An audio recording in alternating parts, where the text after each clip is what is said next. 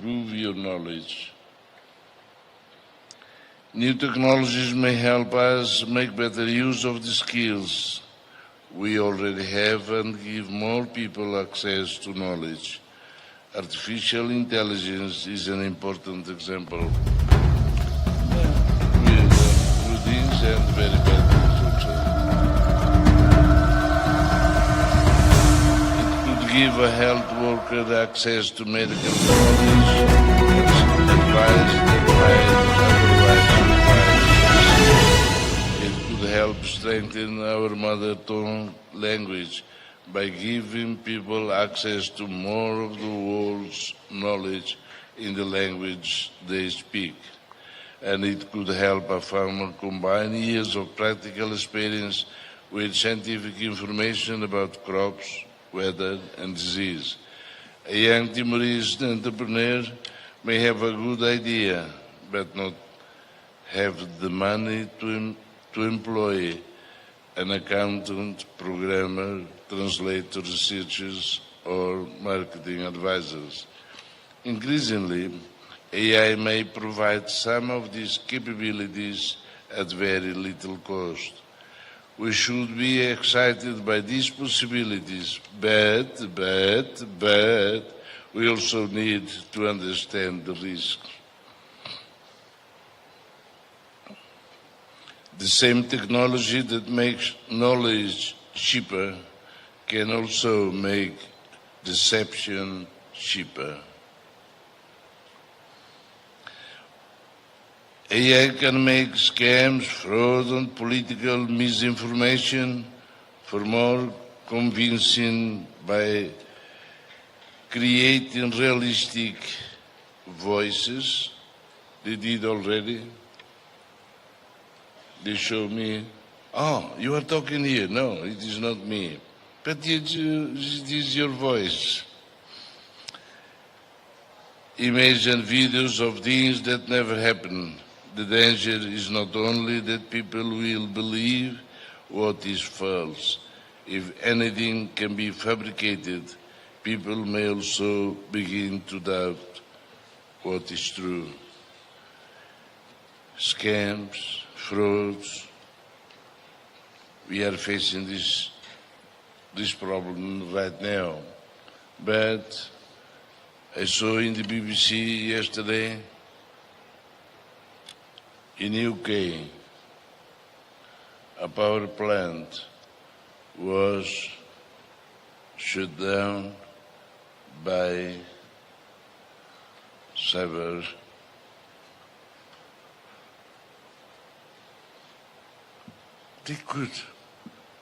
They could shut down a power plant. Incredible. That is why, knowing all of this will make us more, I can say, ready to face the risks, the changes, the challenges. We need to understand what this could mean for our democracy and for the trust people place in public institutions. There is also a risk to our sovereignty. In this new technological age, we need to ask what happens when companies become richer than countries, and when those companies control technologies on which governments, business, and our communities rely. AI can spread knowledge widely while concentrating control of the technology in very few hands. We already see this as AI companies package up the wealth of human knowledge and charge it back to us for the price of a monthly subscription. That knowledge was built over centuries by people across the world and is now being taken and commercialized by a small number of companies. Countries like ours need to understand what this means because technological change is not going to wait for us. We have already seen how quickly the Timorese people adopted mobile phones, Facebook, and WhatsApp. Artificial intelligence will also become part of everyday life, but it is only one part of our much wider scientific and technological transformation. The largest challenge is whether Timor-Leste has the knowledge and skills to understand these changes and use them for our own development. We therefore need to strengthen scientific and technical education and build the capacity of our universities. Government must also understand the technologies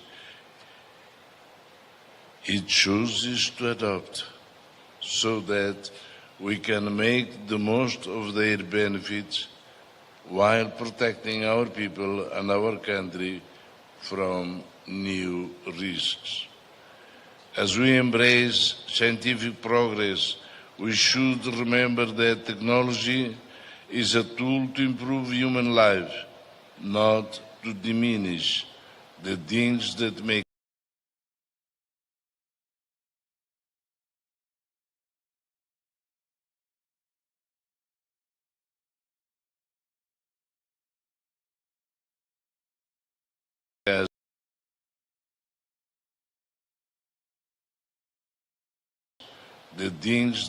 us human. We must still leave space for poetry of life.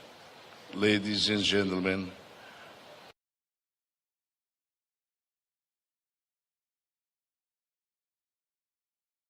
the Timorese people fought for the right to determine our own future.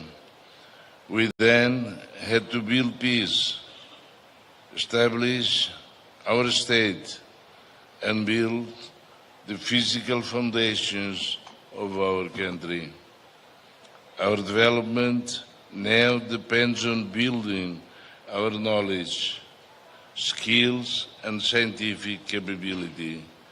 To our international guests, I ask you to share your knowledge with us, challenge us, and help us think differently. I also encourage you to learn about Timor-Leste, speak with our students and researchers, and understand the challenges and ambitions of our country. We cannot afford to stand outside this now scientific age, but we should not enter it blindly. That is the next stage of our struggle to determine our own future. It is now my great pleasure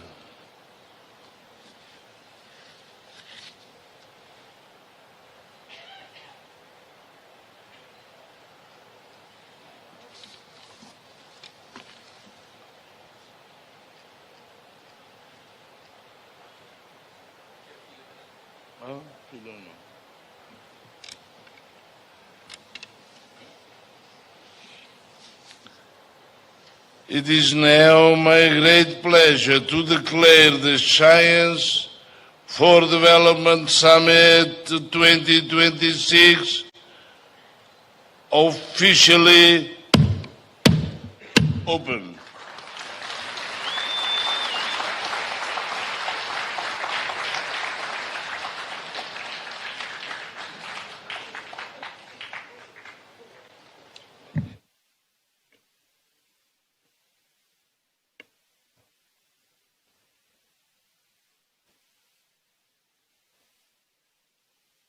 Thank you very much, Your Excellency. I now have the honor of inviting Her Royal Highness Princess Sonam Deceng Wanchuk a Bhutanese princess and a legal scholar who has played a pioneering role in the development of legal education and jurisprudence in Bhutan. As the founding president of the Jinmei Wangchuk School of Law, or JSW Law, she established Bhutan's first and only law school, a landmark institution in the country's transition to a constitutional democracy. Your Royal Highness.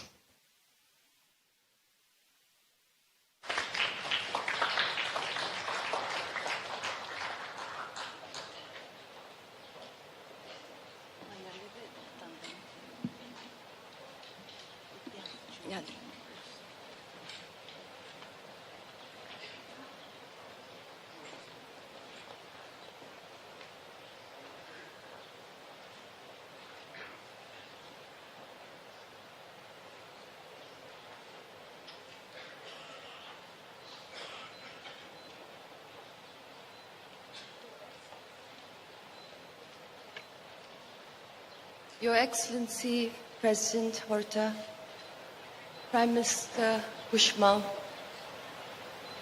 Kailash, Ji, Sumita, Peter, Aurelia, distinguished laureates, Excellencies, scientists and scholars, young people of Timor-Leste, it is a profound honor to be here in Delhi. I thank President Horta and the people of Timor-Leste for your gracious welcome, and I bring with me the warm greetings of His Majesty the King, Her Majesty the Queen, His Majesty the Fourth Drukgyalpo, and the people of Bhutan. I also extend my warm greetings to Prime Minister Chanana Gushmal, whose enduring service to the people of Timor-Leste continue to contribute to the nation's journey of development and prosperity. And it is precisely this journey from independence to development that makes our gathering so meaningful today. President Horta, your life has demonstrated that a nation does not need great size or material power to make a lasting contribution to the world.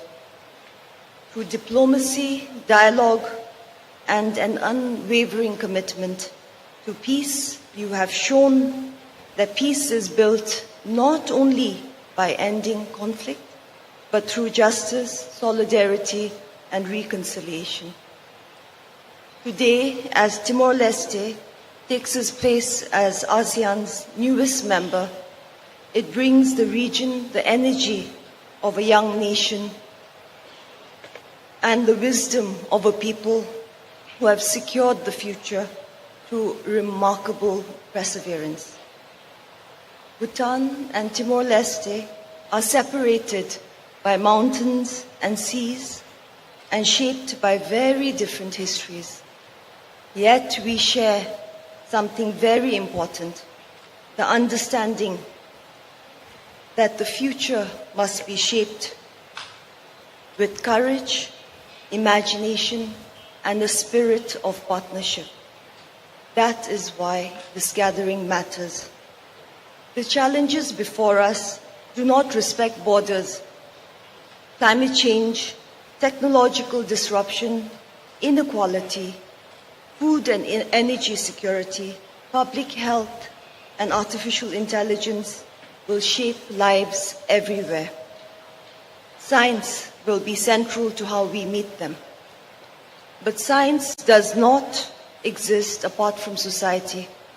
Knowledge acquires meaning through what we choose to do with it.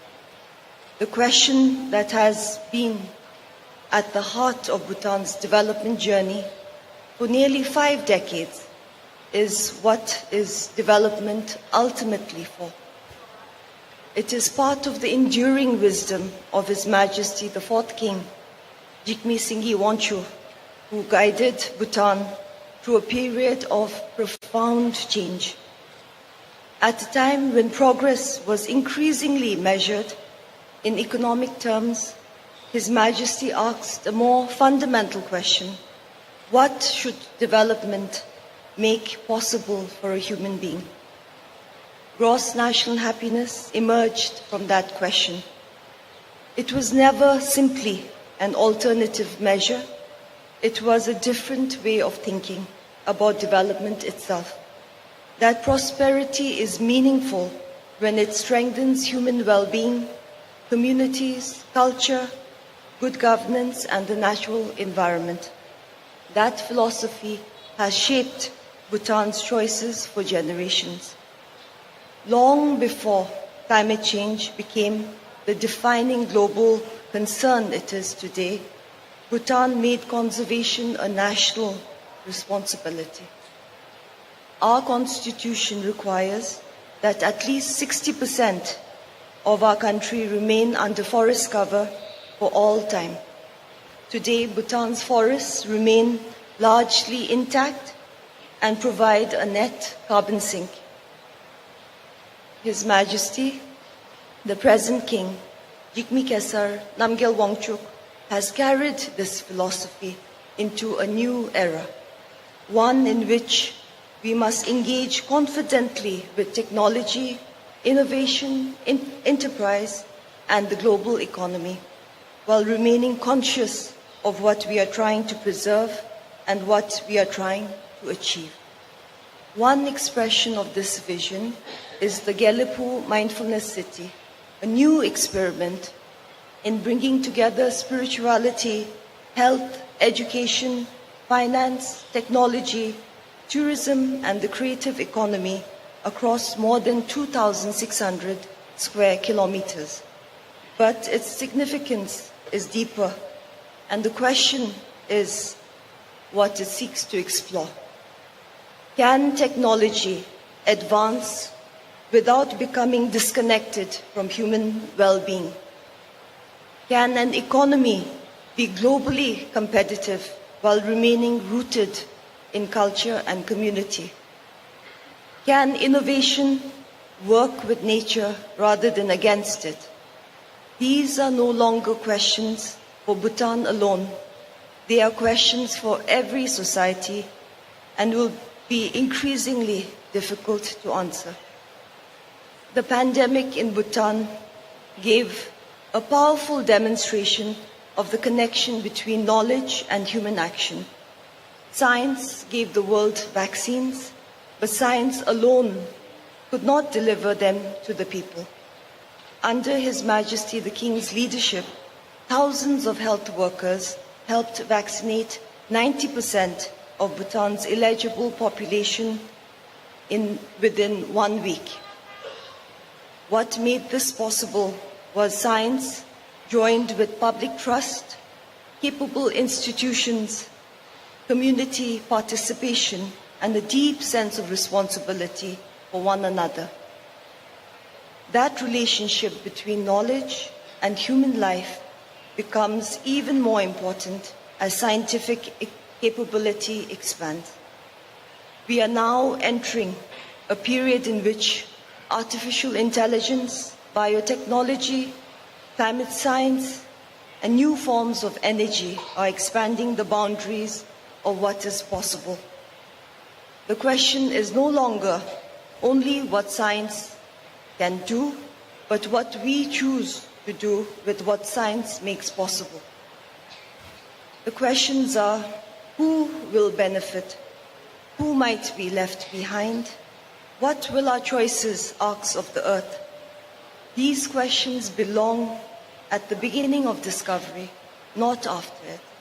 They belong in the laboratory and the remote clinic and in the data set of the farmer's field. They ask us to design technology that includes rather than excludes, and to ensure that those who have the least are not an afterthought in the systems that will shape the future. They also ask us to look again at how we measure progress. Patents, productivity, scale, and profit matter, but so do healthier lives, knowledge shared across borders, ecosystems restored, inequality reduced, and human dignity protected. These are not softer measures of progress. They tell us whether progress serves its purpose. Somewhere, a child we will never meet will live with the consequences of the choices we make today. That child may grow up beside a snow-fed river in Bhutan or near the Timor Sea. They may never know the names of the people whose discoveries shaped their lives, and their health, education, livelihood, and the environment they inherit may depend on decisions that are being made now. Perhaps that is why the purpose of science matters so deeply. Knowledge gives us possibility. Our values will determine what we do with it. The measure of progress is not only what we create, but the quality of lives that follow. So let us carry this from Delhi. Scientific ambition and human responsibility must advance together. And perhaps this question is worthy carrying forward in Delhi. What kind of future is really worthy of our children? Thank you so much.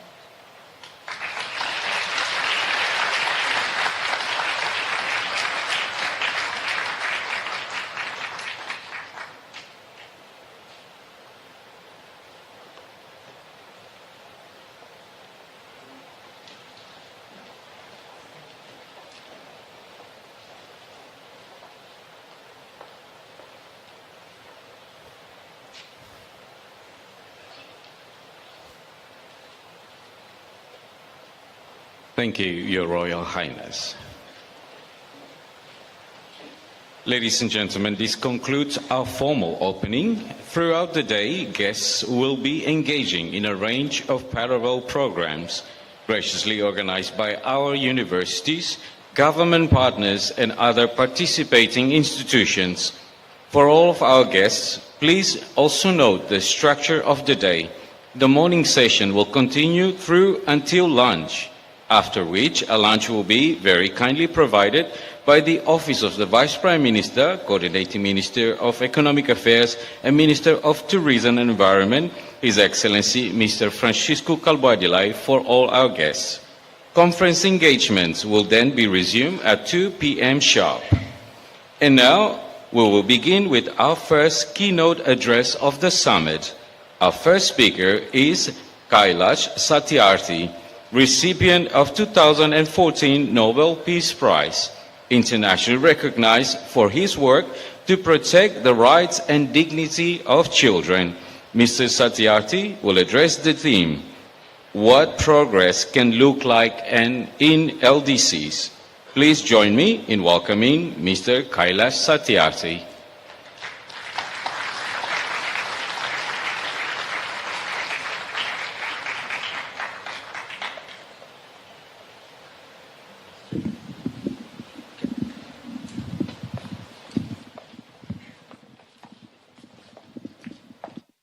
Good morning.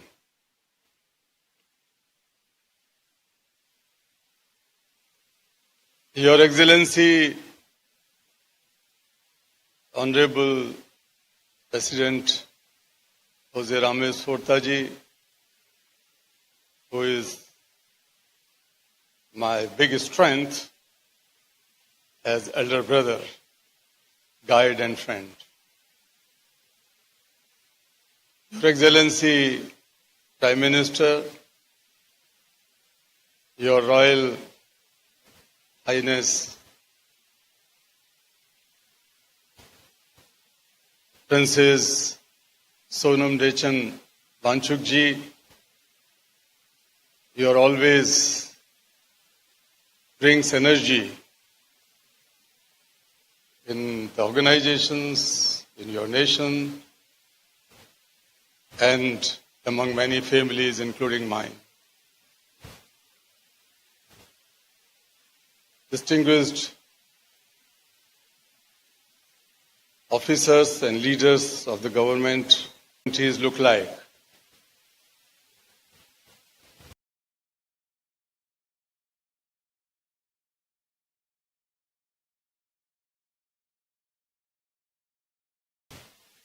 I have visited East Timor a couple of times before,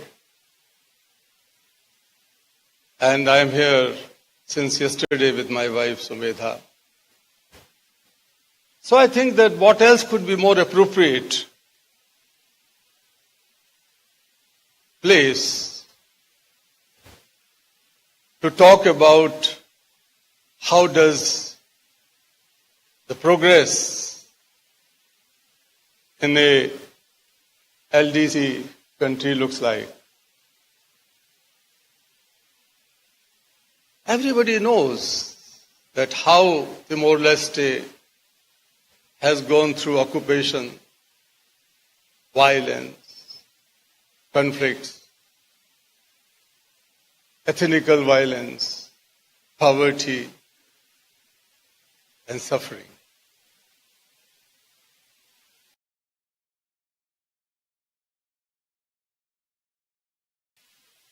But everybody could be proud that you have chosen resilience over revenge. You have chosen peace over violence. You have chosen hope over fear, nation building over destruction, and fraternity over divide. And that's why when yesterday President Horta was referring that there's no incident of political or ethnical violence in this country. This is how the progress looks like in any developing country or any low-income country or any least developed country. Today he was talking about biodiversity. You have chosen to protect Mother Earth, planet, over the destruction and climate challenge. And now this whole summit is also a choice that you have chosen science for development, not for hunger of power and profit and destruction and devastation, and many countries have chosen. Science has been misused for destruction in the history. And today a country says that science for development. And that's why many of the most prominent scientists are sitting here. It is not just, today I would also like to take the opportunity to mention with a sense of joy and pride, another country, Bhutan, a small country. Small country can choose a big dream and chase that dream with resilience, self-confidence, pride, and conviction. That has been proven by the monastery of Bhutan. And that began with the fourth king and her father. His ministry many years ago, many decades ago. And their success lies, they have chosen a different path. Instead of talking about GDP, Bhutan introduced happiness index, national happiness. And the happiness was not just an abstract for them. Happiness combined several things. The well-being for the people, protection of culture,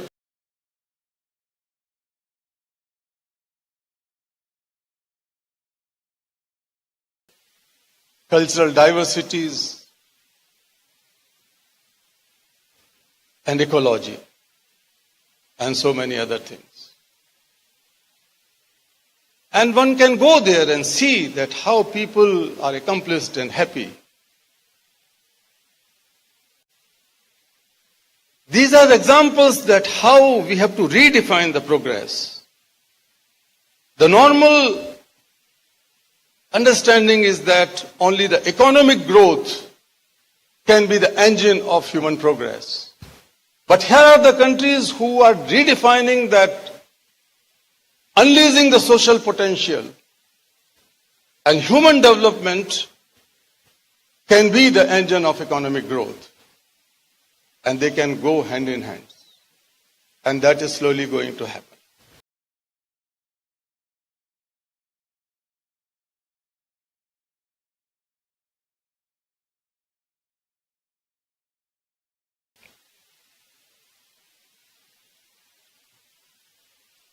There are 44,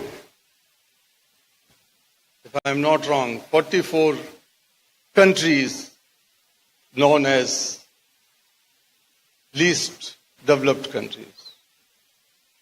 And 14% population live in those countries.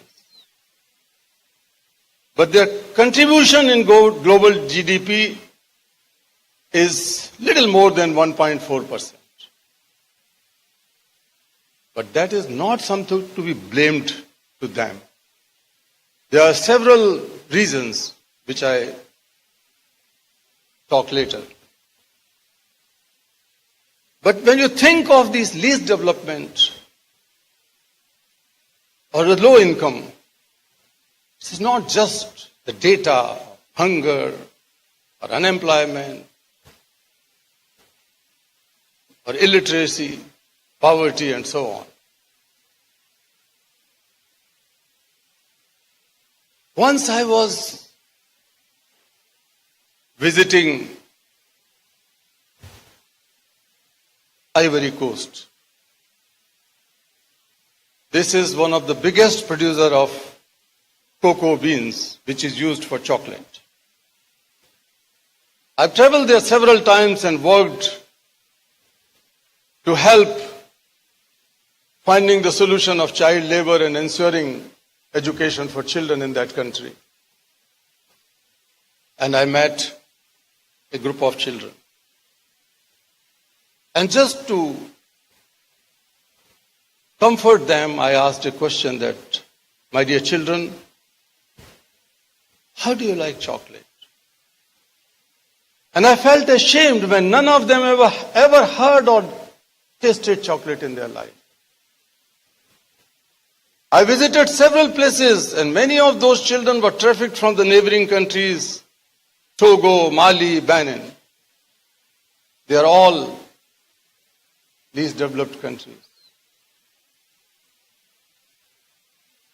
They are producing the taste for the world, the chocolate taste.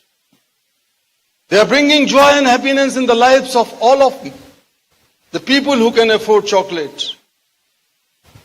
But they never tasted chocolate.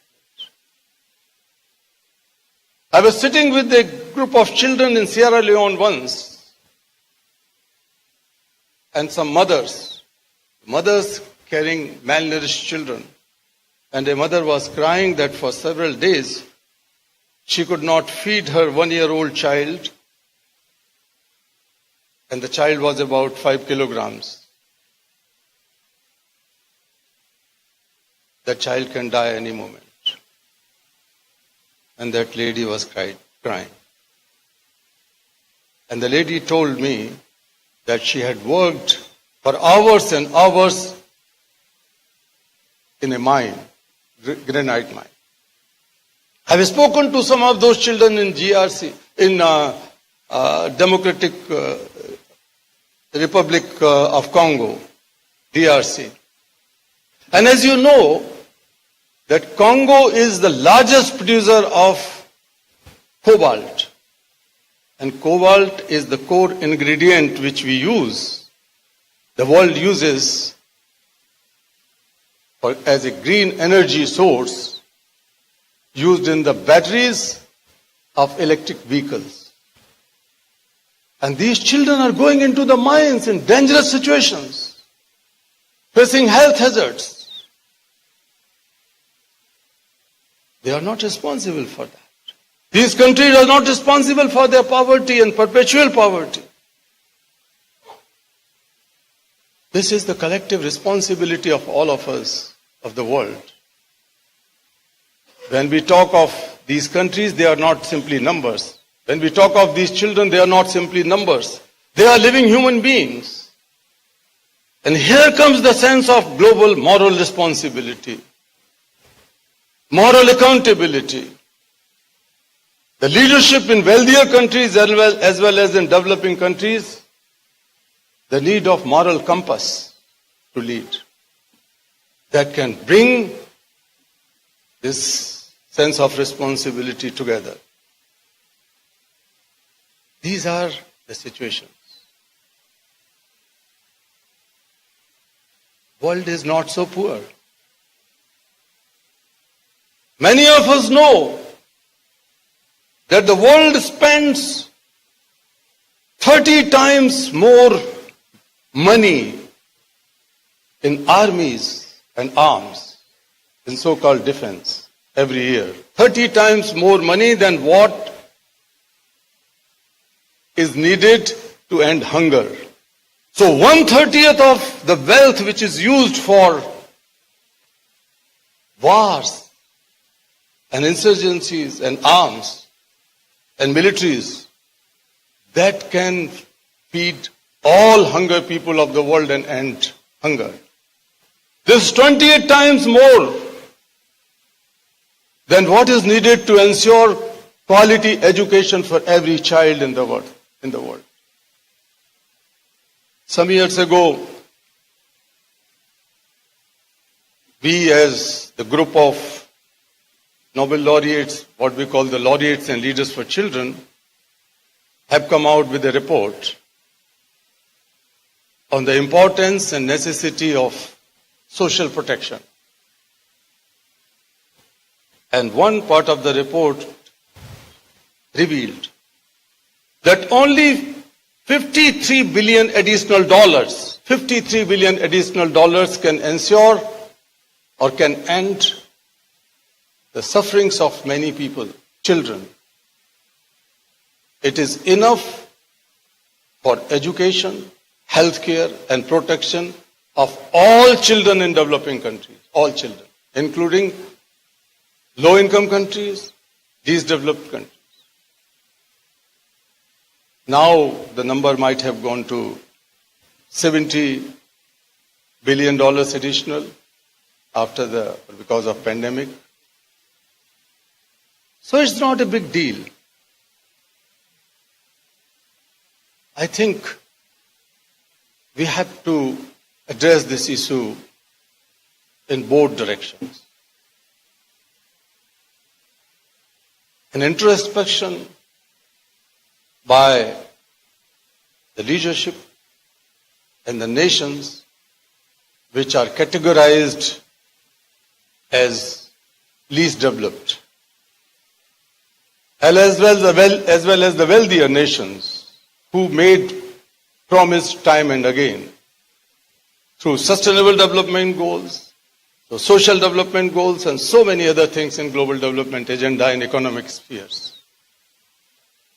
When it comes to low-income countries or least developed countries, it's a matter of priority. Political priorities, policy priority, social priority, economic priority, financing priority, budgetary allocation. I think on the top of it is healthcare. Because healthy child is a fast learner. Then comes to education. Let me tell you that many of the low-income countries spend more percentage of their GDP on education and healthcare than most of the developed nations. But because of the weak economies, their percentage spending does not suffice,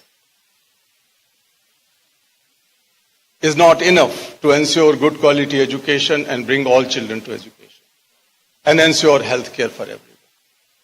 So we cannot question their intention. They want to do whatever they have, they are doing. And here comes the responsibility of the rich nations. So, prioritize the human development that also includes security, social protection. Secondly, employment generation. The progress would also look like good progress, sustainable development, sustainable progress, if we are able to ensure employment. So education should lead to good employment, and that should be appropriated with local technology as well as the use of technology which is available in the world. And here comes the role of engineers, scientists, technologists. So technology, not just for profit, but technology for the human development. And that is something that should be the priority. And that is a collective responsibility, I underlining again. And there is another important issue. Pride. Even the countries who are suffering, who are having serious deficits in many things, they could be put in the categories of low income or least developed. But the people in that country should have pride that they can do it. Yesterday when the girls were dancing, the youngest girls, 2 or 3, look at their face. The pride for their nation. They go to school and free time, after some time they go to presidential library. And that confidence, that courage, that pride comes through all the collective efforts of government, presidents and all of you. And these things are important. And if the people have pride, and if the governments really make them aware of these things and then engage them, invite them to participate in the progress of the nation, as well as slowly make them honor.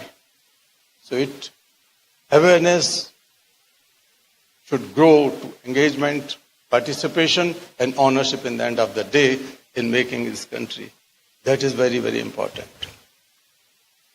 And then it comes to the mirror. We have to show mirror to the wealthier nations.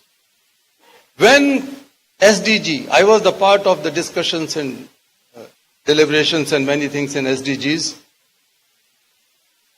Goal 17. Goal 17 is a promise that no country will be left behind. No nation will be left behind because of paucity of the funds for development, sustainable development. But how many countries are really putting or fulfilling that promise? Unfortunately, it is not happening. And that is the reason, one of the biggest reasons that world cannot attain any of these sustainable goals by 2030. Some indicators would be achieved and could be achieved, but that is not enough.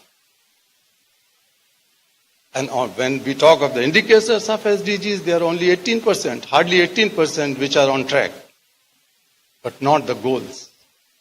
We have already failed our children because there was a very clear goal to end child labor, slavery, trafficking by 2025. That goalpost has gone. So we have to introspect as well as we have to show mirror that why these countries have not been able to fulfill the promises. Many, many years ago, some decades ago, the promise was made that 0.7% of GNP, their national income, annual income, that will go for ODA, or Overseas Development Aid. But is it not a matter of shame, I would say, that hardly 0.15 to 0.2%, instead of 0.7%, has been allocated or disbursed for development activities in the low-income countries or poorer countries. These things have to be considered, and we can definitely bring about change. But I would again reiterate here that what is needed is a sense of moral responsibility, global moral responsibility, sense of moral accountability. Those children whom I was referring to, those women whom I was referring to in those countries, they are suffering. They are paying the price for your development of the big companies and wealthy nations. But they are still living in poverty, intergenerational poverty and miseries. Whose children are they? Whose children are they? They are my children. They are your children. They are our children. They are the present and they are the future of humankind. So please invest on them. The investors will not be doing a mercy or a pity or a charity to the developing countries. If they invest in developing countries, the result would be much, much better in terms of economic return, but in terms of human potential return, many more times. And they will gain more. If they look only for profit, then the profit would also be more. If the children in these countries are educated today, if they are made healthy today, then the return in the world economy would be much larger than one can think of. So investors and the wealthy nations must invest in their support for sustainable development to achieve sustainable development goals. Dear friends, these things need compassion. Compassion not as charity, not as kind emotion, not as a sentiment, but we have to build policies on the basis of compassion, technology on basis of compassion, and compassion means mindful problem solving. Compassion means feeling the problems of others as your own problems and take urgent action, mindful action to solve the problems of others as you solve your own problem. That is compassion. We have globalized markets and economies. We have globalized data. We have globalized technology. We have already entered in the unprecedented and unknown world of artificial intelligence. That is good for humanity. But the philosophical question and the human question is that who will control whom in the end of the day? Machines should not control the human mind. Humans should control the machine and use for development and betterment and justice and equality and peace and sustainability of the world. We have globalized everything. I call upon you, my dear friends, let us globalize compassion. Let us globalize compassion. Let us globalize compassion. Thank you so much. Thank you.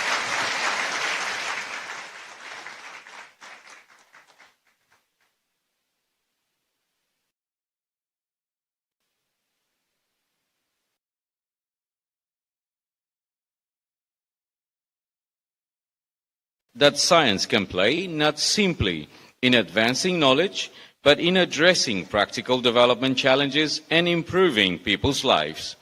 We are privileged to be joined by Professor Frances Arnold, recipient of 2018 Nobel Prize in Chemistry, and Professor Brian Smith, recipient of 2011 Nobel Prize in Physics.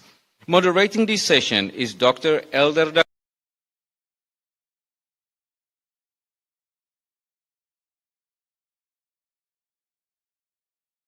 Costa, Secretary General of the G7+, with extensive experience in development economics, agriculture, and development policy. I now invite Dr. Elder da Costa and our distinguished panelists to begin the discussion.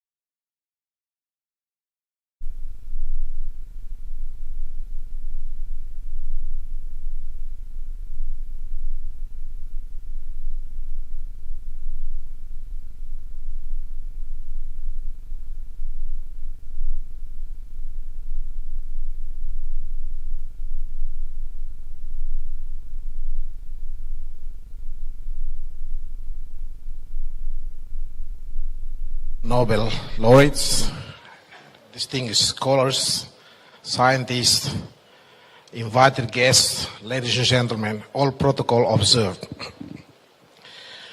It's my great privilege and honor to moderate this session with our two distinguished panelists, Professor Arnold Francis and Professor Brian Smith, two renowned scientists and Nobel Prize laureates, and they are here to share their perspective under the theme of Science for Development. But first of all, allow me just to quickly introduce myself, as it's been introduced by the moderator. I'm looking after the group of 7+, which comprise of 20 countries around the world, ranging from the Pacific, Asia, Middle East, Africa, and the Caribbean. Out of these 44 countries that are categorized under the LDC, as explained by our Nobel Peace Laureate, Mr. Kailash, approximately 20 of them, or half of them, are members of the G7+. And the very classic example that the Nobel Peace Laureate explained in West Africa, in Cote d'Ivoire, Liberia, Sierra Leone, and Democratic Republic of Congo, all of them are members of the G7+. So in that context, allow me to quickly move on to the session that we are about to start. As we only have 1 hour allocated to this session, and we are already 25 minutes behind the schedule, and I'll try to compensate that 25 minutes to compensate the time allocated to us. Distinguished guests, ladies and gentlemen, let me introduce quickly Professor Francis Arnold is the Linus Pauling Professor of Chemical Engineering, Bioengineering, and Biochemistry at Caltech in the United States. And she is now the Director of the Donna and Benjamin Rosen Bioengineering Center in the United States. She pioneered directed evolution to design enzymes with useful properties, an extraordinary scientific breakthrough that earned her the 2018 Nobel Prize in Chemistry. Let's give a round of applause.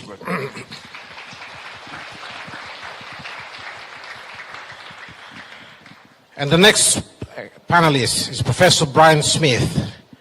He's an astronomer at the Australian National University and former Vice Chancellor of ANU in Canberra. He led the High Z supernova search team, whose observations proved that the expansion of the universe is accelerating, a monumental discovery in modern cosmology that earned him the 2011 Nobel Prize in Physics. Give a big round of applause, please. Ladies and gentlemen, let me briefly outline what the format looked like. We'll hear each speaker about 7 minutes in their opening remarks, and then I'll follow up with a few questions to both of you, and then we'll open the floor for the questions and answer. So without further ado, let's hear the opening remarks from our panelists, beginning with Professor, who would like to start? Professor Francis Arnold, if you don't mind. To start with, followed by Professor Brian Smith. The floor is yours, please. Ladies and gentlemen, once again, please welcome the intervention. Please. 7 minutes, please. Yeah. I'll keep less than 7 minutes because, first of all, I want to bring you greetings from the people of California, another, I would say, island nation in the United States, where science is indeed recognized as important for human well-being. And I want to thank President Ramos Horta, Prime Minister Guzman, and Princess of Bhutan for your wonderful speeches. And especially I was moved by the Princess's talk, because I think that you said very eloquently and described very eloquently what I think personally science should bring to people. Because without people, science has no meaning. This is what many of us forget, that science is a human endeavor done for joy, done for curiosity, and also done for development. Now, as you heard, I'm an engineer by training. I have degrees in mechanical engineering and chemical engineering. But I was lucky enough to begin my career, and this is for the students, in an institution where there were no boundaries for inquiry. And one could develop science in any personal way. There was not a route to follow. You could follow your own ideas to develop science.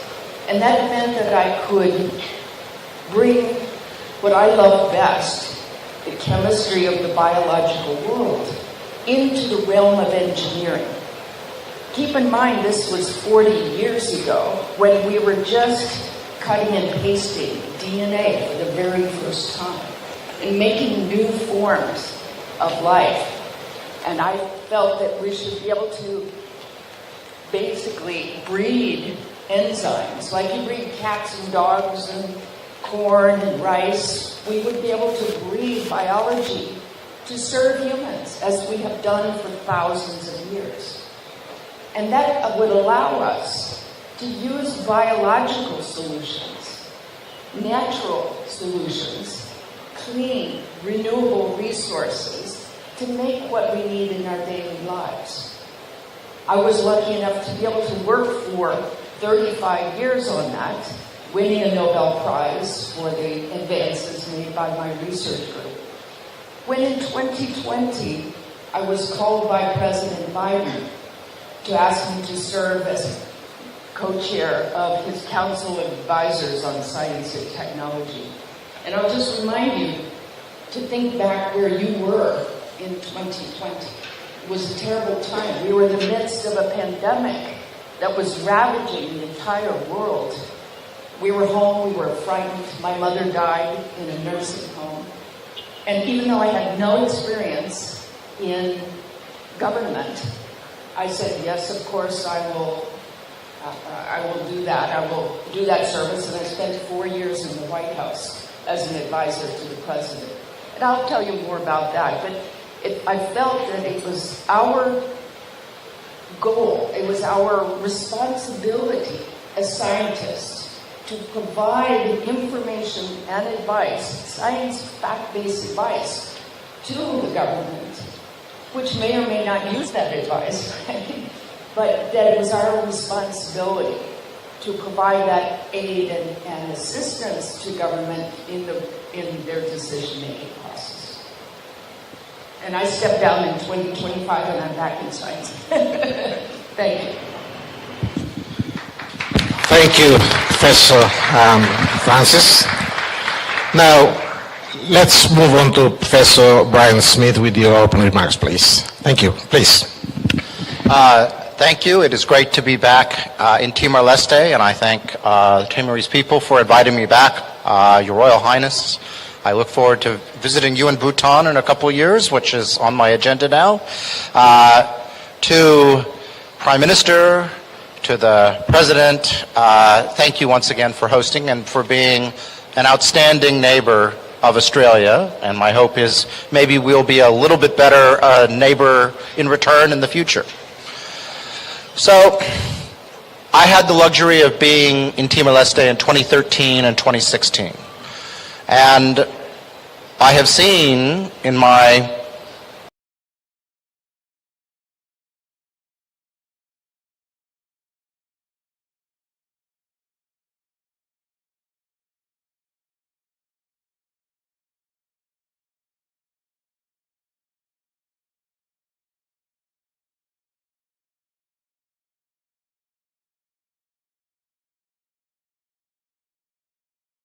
short time here, a profound transition and advancement of this country that may not be so obvious to even the young people in the room.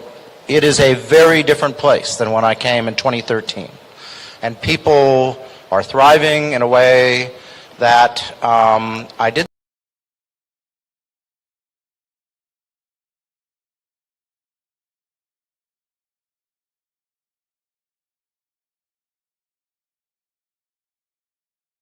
see so much back then. Doesn't mean there is not lots and lots to do. And the summit is to talk a little bit about some of the next steps. Even with the advancements of the first 24 years of independence, we still see that the very basics here need to still be thought through. Education is almost impossible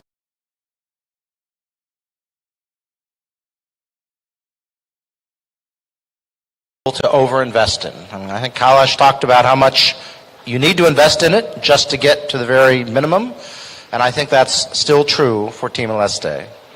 That you really want education to be something that every girl and boy, no matter where they are in the country, sees as something they can get through to year 12. And you have technology to help you, because the ability to provide high-quality education with digital help is actually easier now than it ever has been. You can leapfrog some of the Western systems that are in place.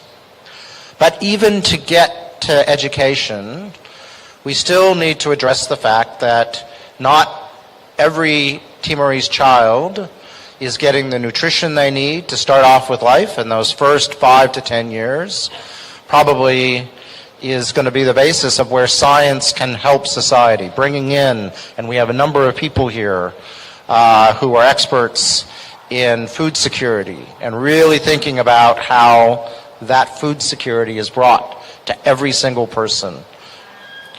The average Timorese, I understand, is 22 years old. It's one of the youngest countries in the world. So the investments made now are what set up the country for the next 50 years. And so as we think through the investment in science can only make sense with that investment in health and in education going forward.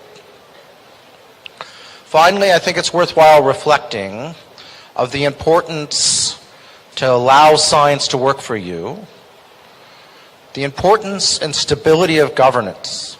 That is one of the secrets that Timor has on its side, and thanks to the two gentlemen out here in front. We have a country where government is largely trusted. And I cannot emphasize how important that is to allow the education and the science to work and provide the development that we are seeing here. There's no secret special thing about how science picking a winner here. It's creating an environment where every single Timorese knows that if they work hard, study, as most of the leaders emphasized, that they will have the chance to fulfill their ambitions based on their effort, their hard work, and not who their mom or dad is. And that is really the foundations to success.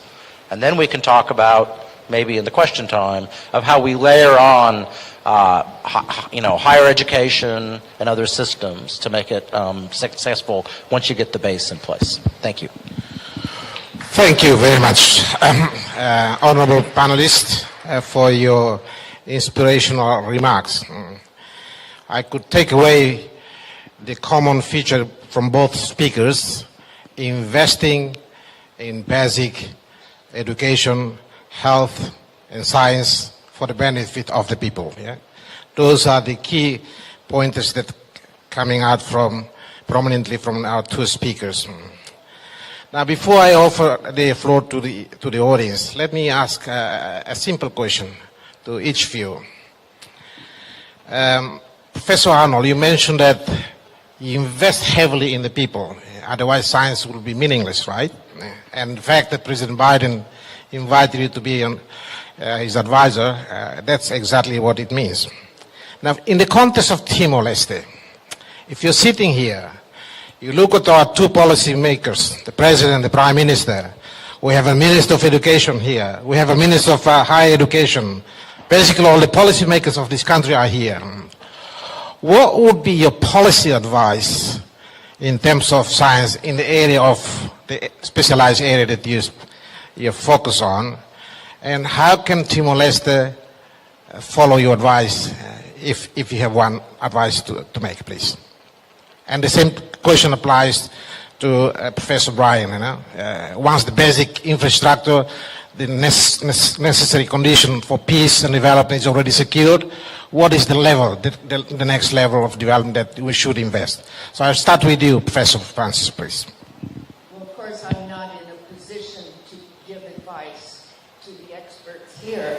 I can only speak from my heart and my own experience, which is that of a grandmother.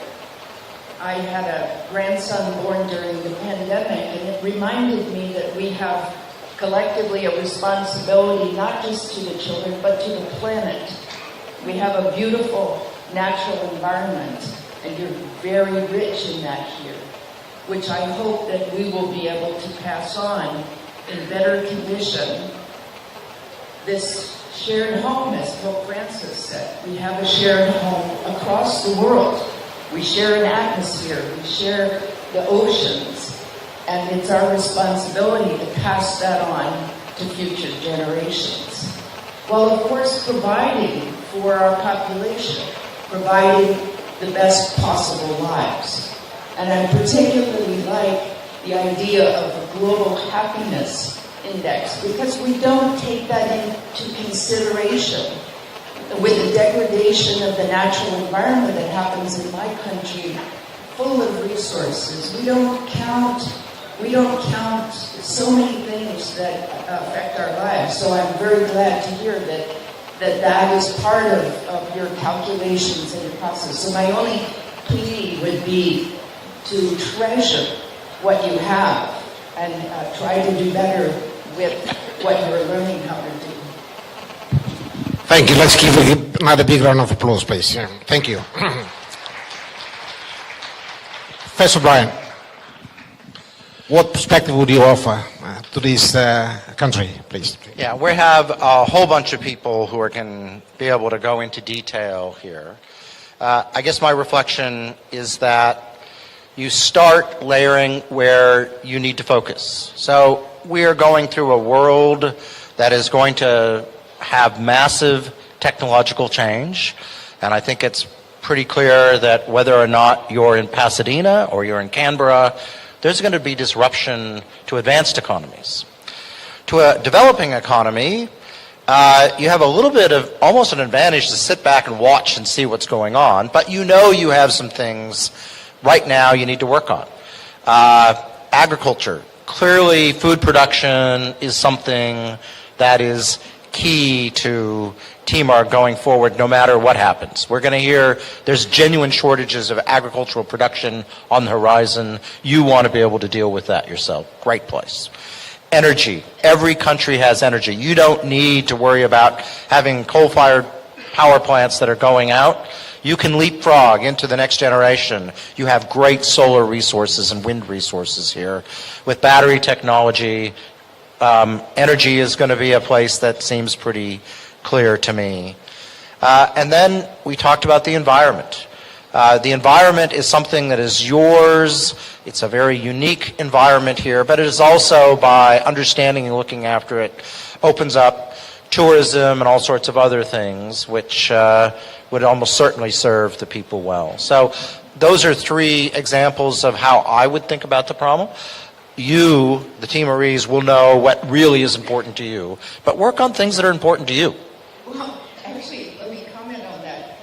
AGI, artificial general intelligence, if that happens, then we'll all be free to travel, and the most beautiful places will attract the wealthy tourists who will make the economy good. So hopefully AI will drive. We'll see, but I am worried, and maybe Torsten will be able to tell us a little bit about the AI bit.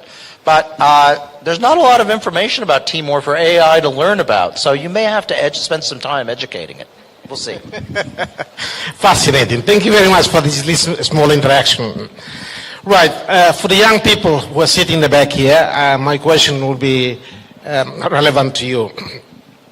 Professor Francis and Professor Brian, in your inspiring fields, especially you in astronomy, or also Professor Francis in bioengineering. Yeah. What ingredients can you advise our young students here in order to invest in? What could you advise them? Looking at mentor, the scientists like you sitting here in your specialized field, and who knows, it will trigger the dreams bigger in the future. So can you please give one small little practical example that could inspire them in this session? Thank you. Please. Want to start? All right. What I always tell people is figure out something you care about. When you choose something to do, you need to care about it. And it's only if you care about it, you will do it well. And the job is not to do what everyone else is doing, but to do what you care about that other people aren't doing. Do it well and convince the rest of the world that it's interesting. That, I think, is the secret of success of a scientist. Thank you. Professor Arnold?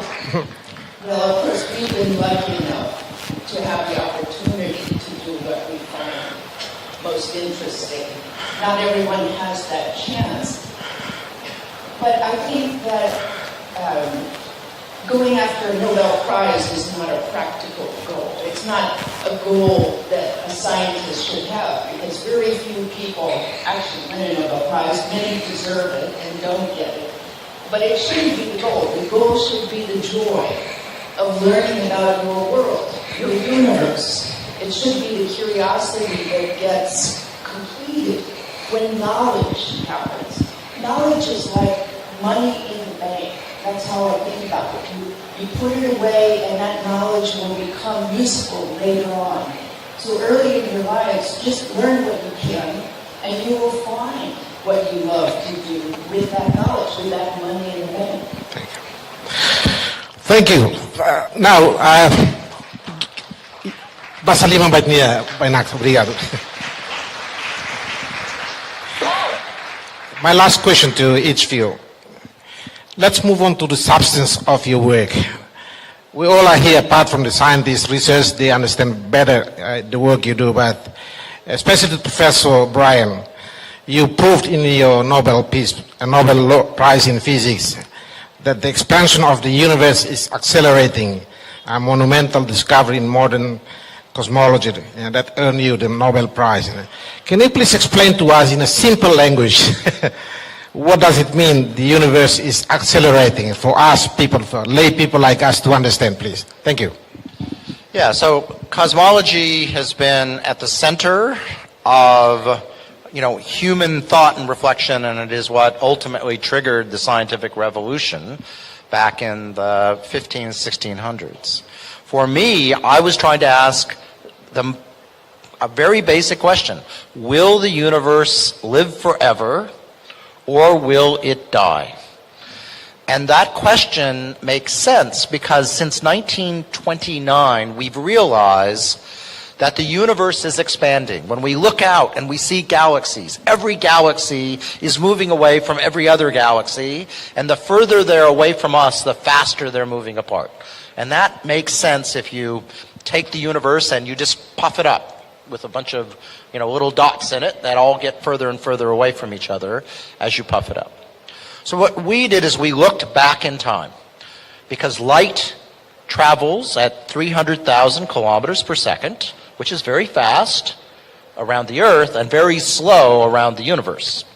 So we were able to look at objects billions of years in the past, and we could look at how fast the universe was expanding in the past and compare it to the present. And when we did that, I wanted to see, was it slowing down a little bit or was it slowing down a lot? Gravity, as our understanding of Einstein's theories of gravity, said the universe slows down faster the more stuff that's in it.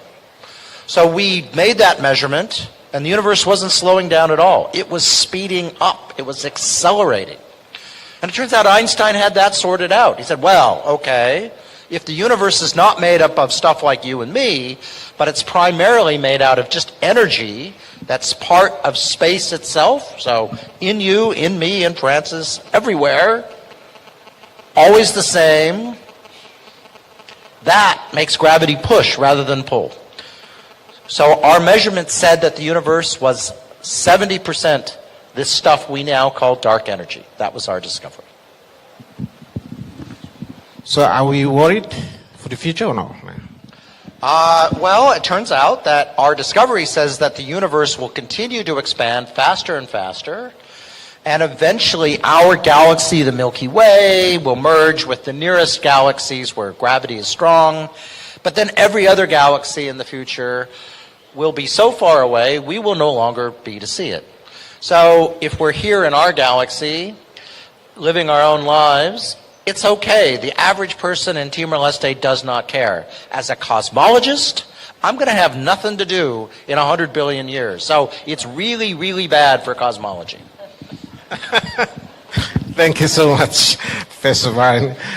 The same question applies to you, Professor Harder, please. Just tell us a little bit in 1 minute, in a simple language. I'm lucky in that what I study as an engineer is also equally interesting to people, because not only do we wonder where did the universe start and where is it going, we wonder where do we start and where are we going? Where did the natural world come from? How did this incredible biodiversity come from? I studied that process called evolution, and that process is the most powerful engineering design process ever invented. It works at all scales, from molecules to ecosystems. Everything in the biological world was made by a simple process of mutation and natural selection.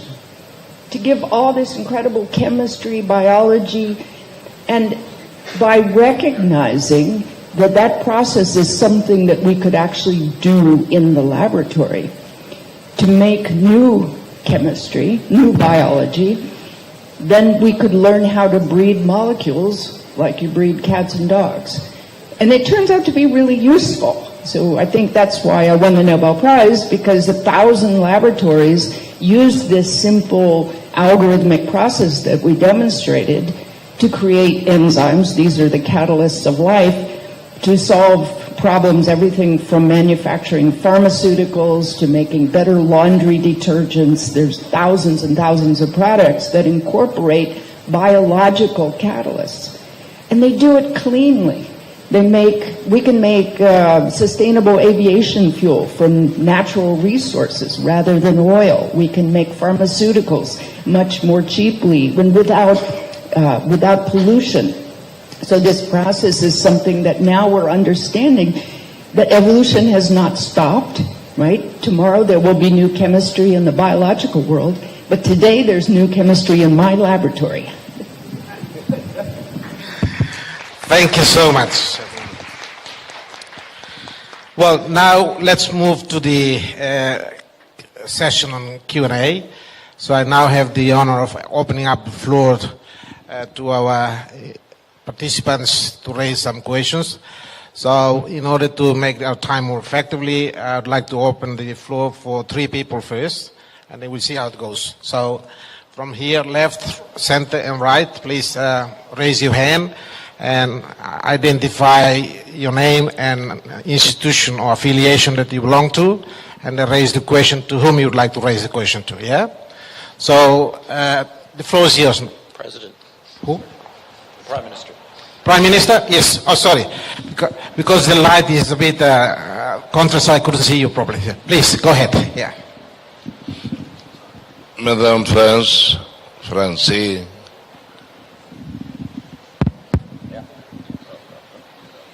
Oh, do you listen? Do you hear me? Yeah.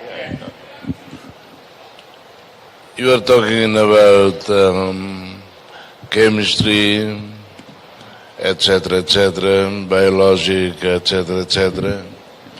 I believe that in the universities, as you both mentioned, please raise this problem.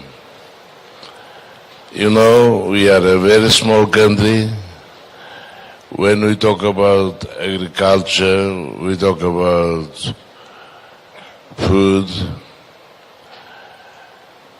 I believe that you understand we cannot compete with the big countries, because if we produce 1 kilo, they produce 1 ton.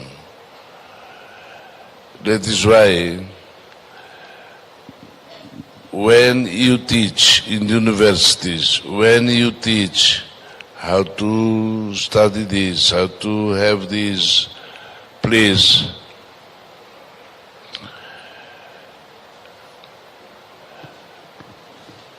I would appeal to the universities to tell the young people not to go to a more commercialized thinking, because we, in 2009, it was a food crisis in the world. We bought rice from one country. It was cheap. It was very good to give to our people to buy.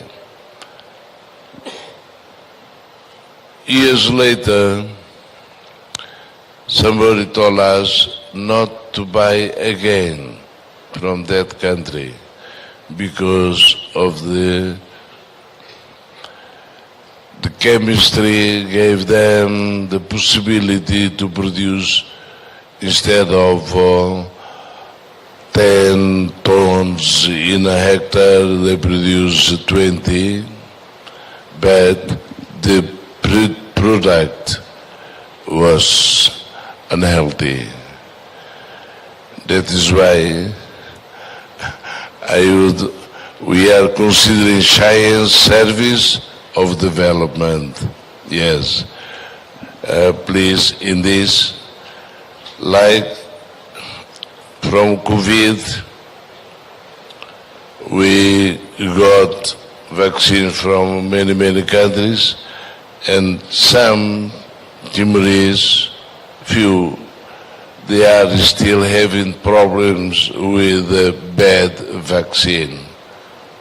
That is why, please, it is just to remind the teachers, just to remind the researchers, not to go to the economic side of the bad, because we say healthcare, etc., for the kids, as Mr. Kaishala is looking at WhatsApp. He's reading the WhatsApp from, you talk about children, about this, about education, about this, and what I recommend is, when in the universities, when they teach how to take advantage of the science, don't never forget health. Better to have an organic, small, little, but an organic food than products to export and nobody will buy, and in the country many people will get very unhealthy situation. Thank you. Thank you very much, Prime Minister, for the commentary. So I'll leave this to you. Just to comment on that, what you're saying is exactly what I was trying to say, that science should be for people, and scientists should think about what is the impact on people of the products that they make. Unfortunately, science gets translated through a long process of commercialization where the scientists doesn't have control over that process. And so government plays a very big role there, right, in regulation of the kinds of products that reach your people. And I would just say that part of what I think the universities need to do is understand what their role in society is. And part of it is ethics and responsibility. And the translation normally does not happen in universities. It happens outside of universities. And you want the translation to not be in your university because it will corrupt the university and probably won't do a very good job of it as well. And I say that having run a university. So you want the ideas there, you want to have an ethical basis into the people, and then you want the ideas to go out that make sense for the country, and that's part of the government of regulation, is making sure the translation is the good side, because everything has good and bad, I'm sorry to say. There's no easy good only anymore. Thank you for both answers to the comments of the Prime Minister. Thank you.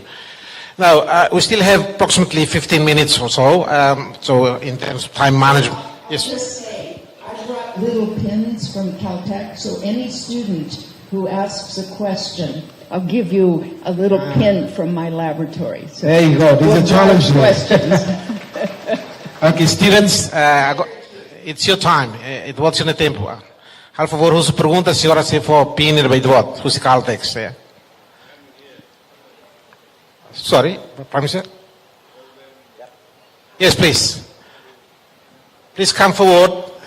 Where is the mic? Yeah.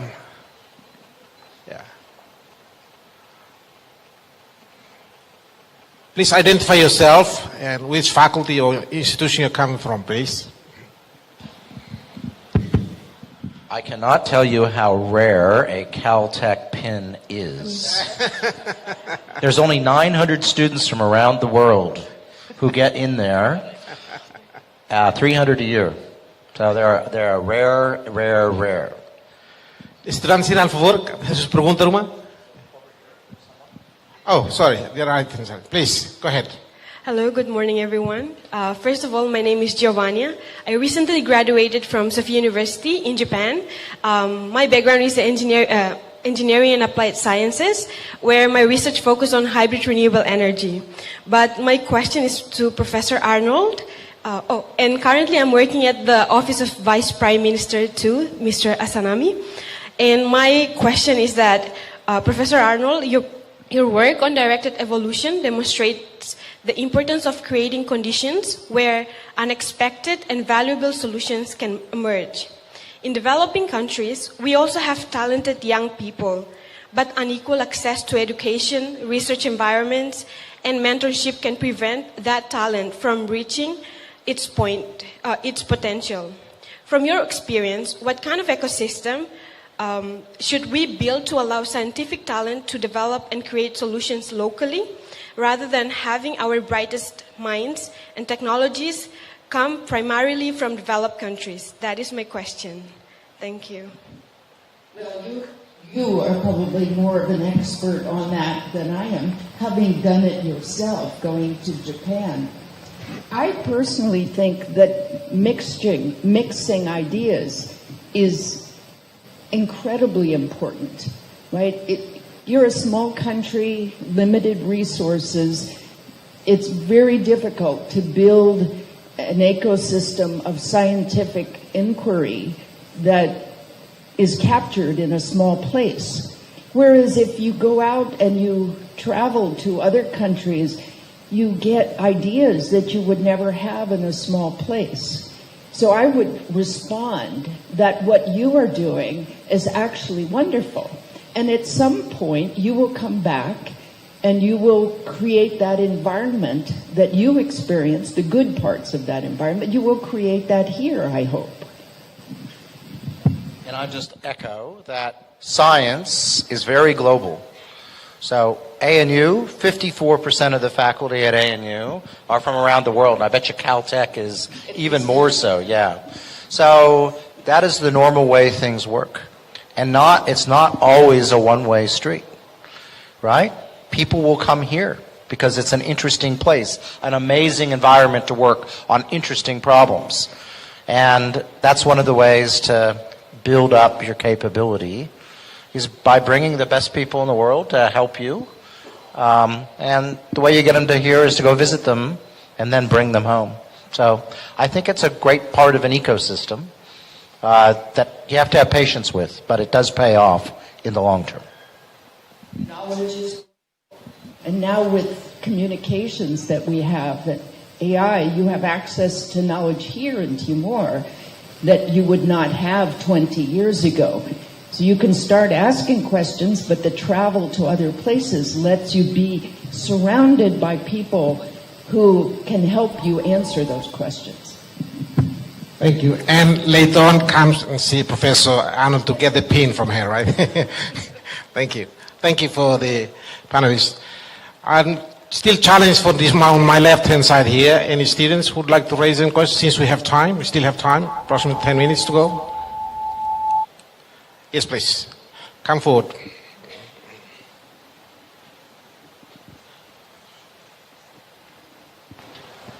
Hello, my name is Kaushik Srivatsan. I'm studying first year MBBS in the Medical College of Unpas. So I'm an Indian student, I'm studying here, and my question is to Mrs. Arnold. So my question is, you were talking about the commercialization. Slow down, it's hard for me. Oh, sorry. You're talking about the commercialization of the products made by the people. What do you think the scientist's role on that? So it's about commercialization, and what was the last part? What do you think the scientist can, the person who's inventing, can do to help that? So what, sorry, could you? The mic is a bit... Yeah. Yeah, I'm just I talking... can speak very slowly. Oh, sorry. I'm just saying, what can scientists do to prevent the commercialization so that we can make sure the people are getting the product? Yes, I can hear properly. The role of the scientist who's inventing and coming up with new things in the commercialization and making sure commercialization is beneficial to the people. Great question. All right. So everyone does it differently. I happen, because I was trained as an engineer, I'm deeply interested in the actual, if it's useful, that means people use it, right? It can't be useful if people don't use it. So I'm interested in developing technology that's useful to people. And the best way to make it useful is to push it along that commercialization route. I don't do that myself because I have limited capabilities. I'm not a good CEO. I don't want to be a CEO. I don't want to have to worry about the finances, which you have to do when you commercialize. But I work with people who are interested in that. And what I find is that many of the students who come to Caltech and invent new technologies are deeply interested in carrying that technology out into the world. So in California, of course, we have an extremely powerful ecosystem of financing for young companies. So it's relatively easy, if you have a good idea, to obtain sufficient financing to demonstrate the idea. And then, of course, the market takes over at some point. But that first initial part of financing is what I think makes the United States so powerful in technology innovation. Because if you, a student at a university, have a good idea and you can convince someone that it's a good idea, you can get enough money to demonstrate that commercialization. That's irreplaceable. And I would say in here, a big challenge will be to figure out how to make that capital available. And it's not about just giving money out. You got to be very smart and say, if I give the money to you, are you going to make a bunch of money for Timor-Leste or not? And so governments really struggle with handing money out because they don't have skin in the game. So it's a big challenge of how to do that. But it would be something, as we get more sophisticated here, hopefully it will emerge. Thank you. Now, we still have 5 more minutes to go. Last opportunity for one of the students to ask question. Sorry. Yes. Yes, I'd also like to give another opportunity for gentlemen out there to answer this question. Let's start with the student first, please, and then comes to you, Sir Manuel. Yeah, please. Hello, my name is Virson Manuel Guzmão Martins Amaral. I'm currently working as an intern in IMP, which is the National Authority of Petroleum, and I just graduated from Australia La Trobe University. And I have 3 questions for Ms. Arnold and Mr. Smith. The first one for Mrs. Smith is, if you could point the next generation of telescopes at one unanswered question about the universe, what would it be? And for Ms. Arnold, I have 2 questions about, do you see directed evolution enzymes playing a real role in reducing emissions from industrial or energy processes? And also, another question, this is not really science related, but what was it like being an episode of Big Bang Theory? Thank you for the excellent question. Save it for later. Next, Manuel Pereira, please. Yeah.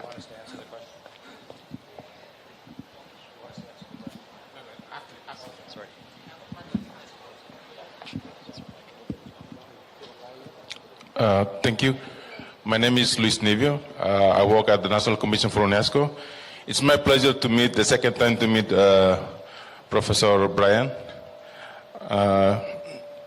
I apply, with my team, we apply a fund to International Astronomical Union to organize some workshop for the teachers, about 100 teachers attending the workshop last 2024. So basically, it was inspired by the solar eclipse in 2023.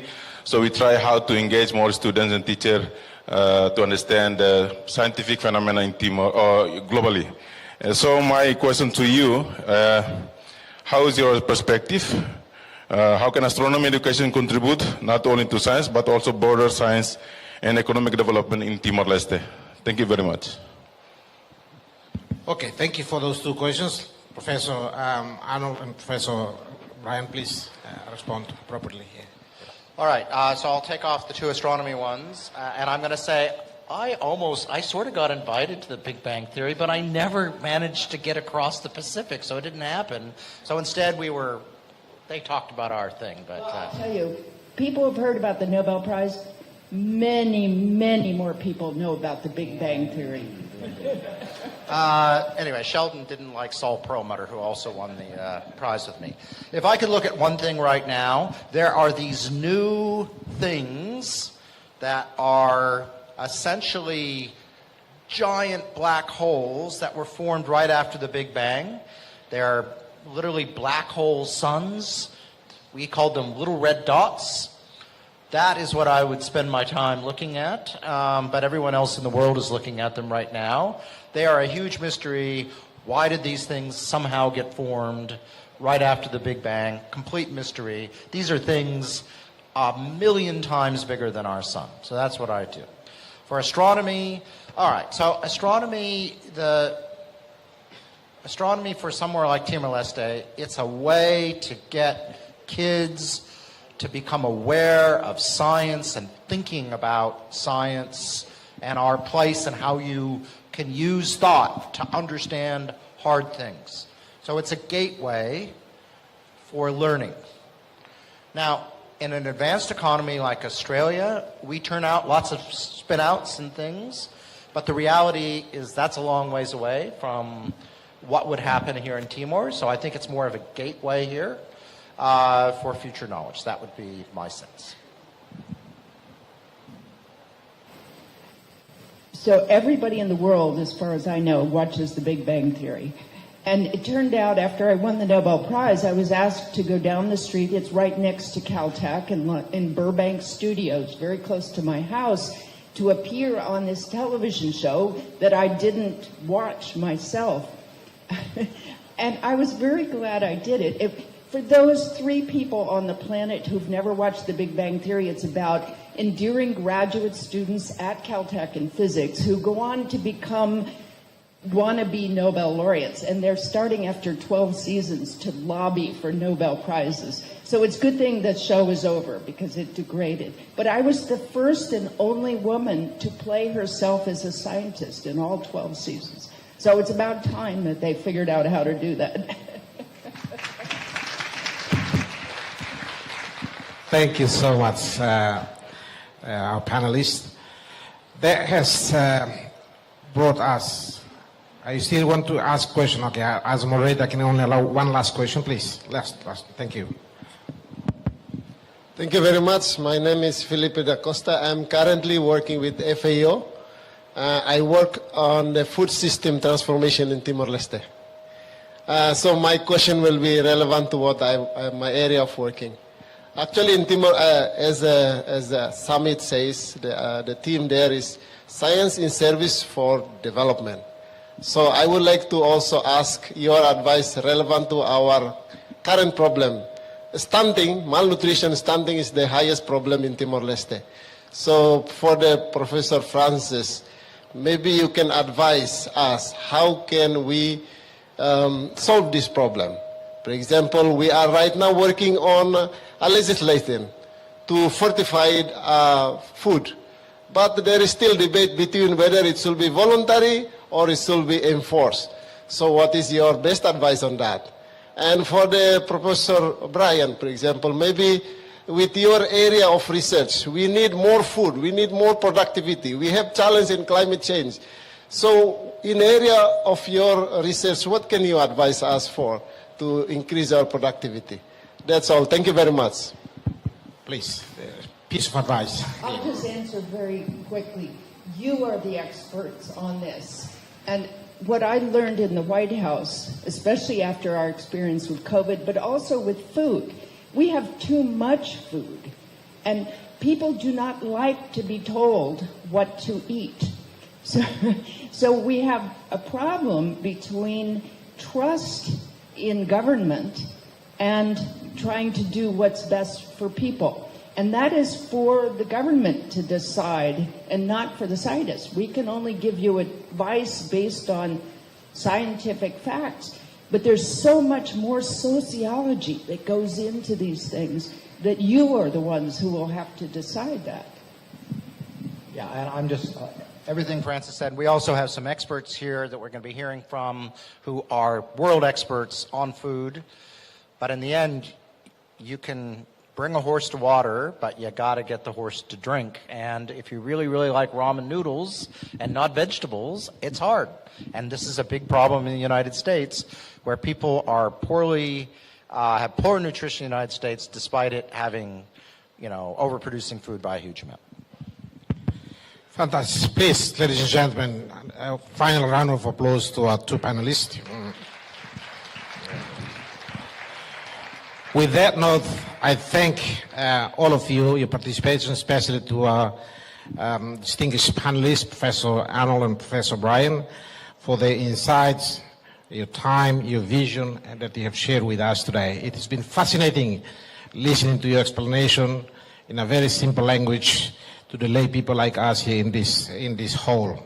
So once again, on behalf of the moderator, I'd like to express a sincere gratitude for your time and for your remarks, which has been very illuminating. Thank you so much once again, and thank you for your participation. Enjoy the rest of the summit for today. Thank you.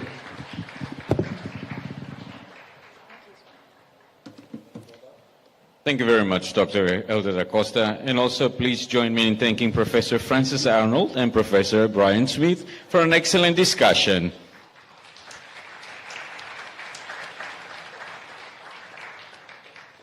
Excellencies, ladies and gentlemen, we'll now go on our coffee break. 10 minutes only. We'll continue with our next panel discussion at 11:25. Ita say na iha coffee break lalaisit ba 10 minutos, a foi si continua queras, hoita ninha discussão panel tuirmai. Bali estudantes ir al favor, itamos iha equipamento para tradução simultâneo, al favor ita belusa. For all our VIPs and also international guests, please help yourself. The coffee break is at the back of this stage. Itani café intervalo, ba VIP será me convida que eles belhakat ba ia salão recoto. Bom proveito. We'll see you shortly in 10 minutes time.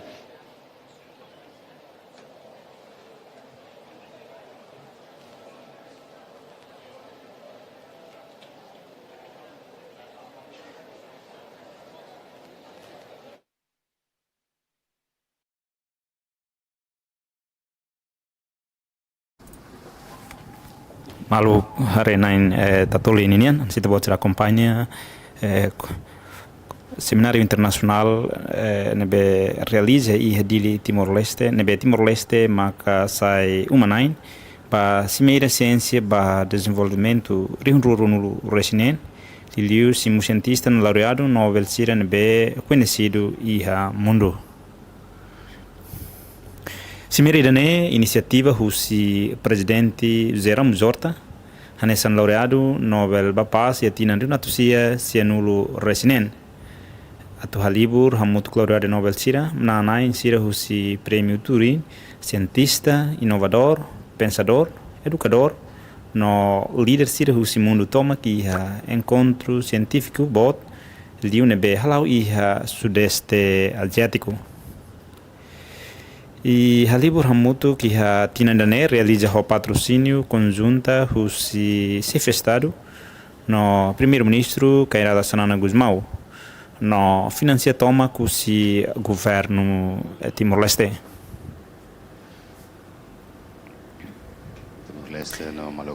Malu karenain tatolinian, Semináriu Siénsia ba Dezenvolvimentu rihunrua ruanulu resinen, mak parte de husi série evento nacional estratégico.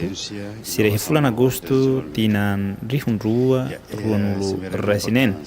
Nebe dezena atu hasai Timor-Leste nia posição internacional no promove desenvolvimento sustentável, de educação, diplomacia, no cooperação internacional. Exemplo, uma coisa, agricultura. Usa pesquisa na tecnologia aumenta a produtividade na qualidade do produto.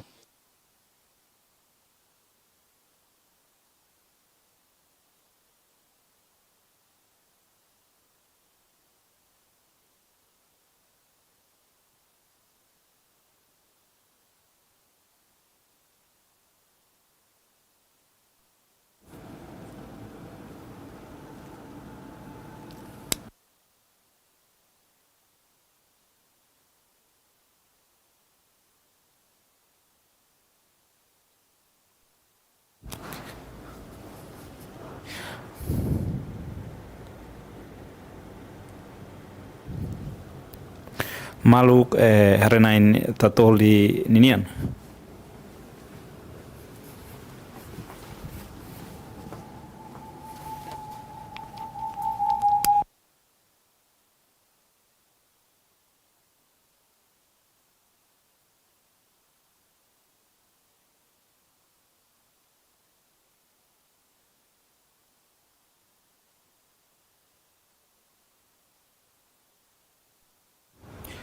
Malu harenain Tatoli ninian.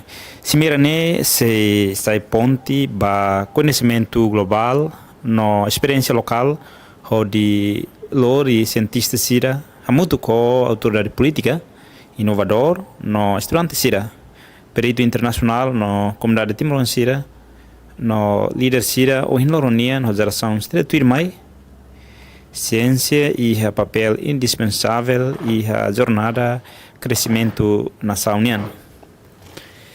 Itu ia buat bara que tu aprende o mundo, no bara que você tem conhecimento, no matéria classe que tu oferece ba planeta.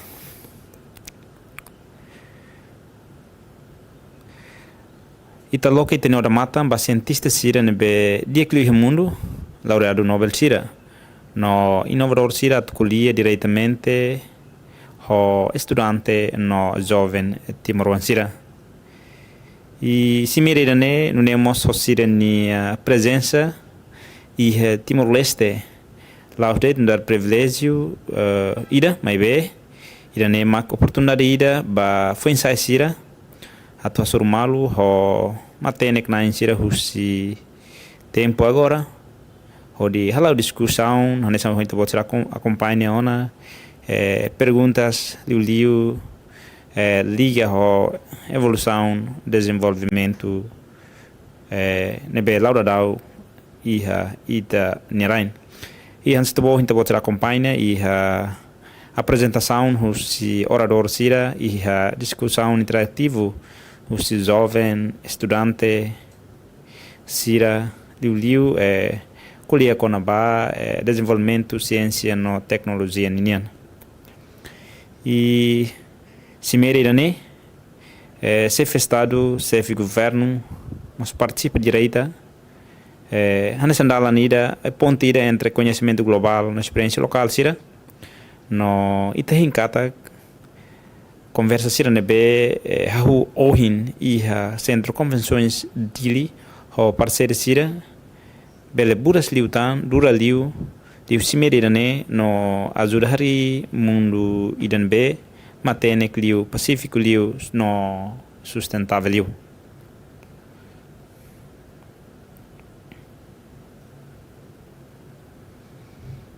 Malu arena Tatoli ninian yang situ tu atene simeri irane explora area temática sabe nen inclui inteligência artificial no tecnologia emergente sira saúde biotecnologia no bem-estar humano mudança climática no sustentabilidade ambiental conservação biodiversidade no solução baseada na natureza segurança e no agricultura sustentável, educação, habilidade no desenvolvimento capital humano, transformação digital, no desenvolvimento econômico, política, ciência, no cooperação global, no juventude, inovação, no empreendedorismo.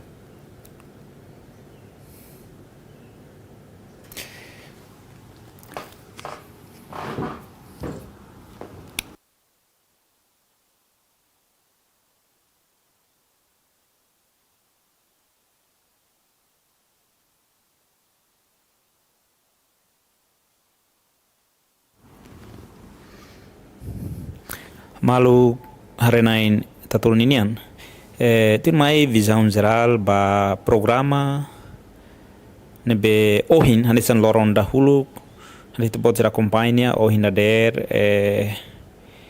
abertura ona simeira idane rasik no export in ruronudo resinen risang badahat nian participantes sira to no oficialmente a simeira semana nian no inovação ba desenvolvimento e expressão inaugural ba exposição nian malu karena na atualiza simeira loronda ruak ne simeira ide com a ciência ba desenvolvimento rihunrorunu resinen ma hansit botera e recepção simeira principal oficialmente o plenário abertura no edição da hatu se exposiência tecnologia nian ho discussão painel nivelas no programa animação sira e palco ar livre conclui a recepção bem-vinda formal e plácio nobre nian.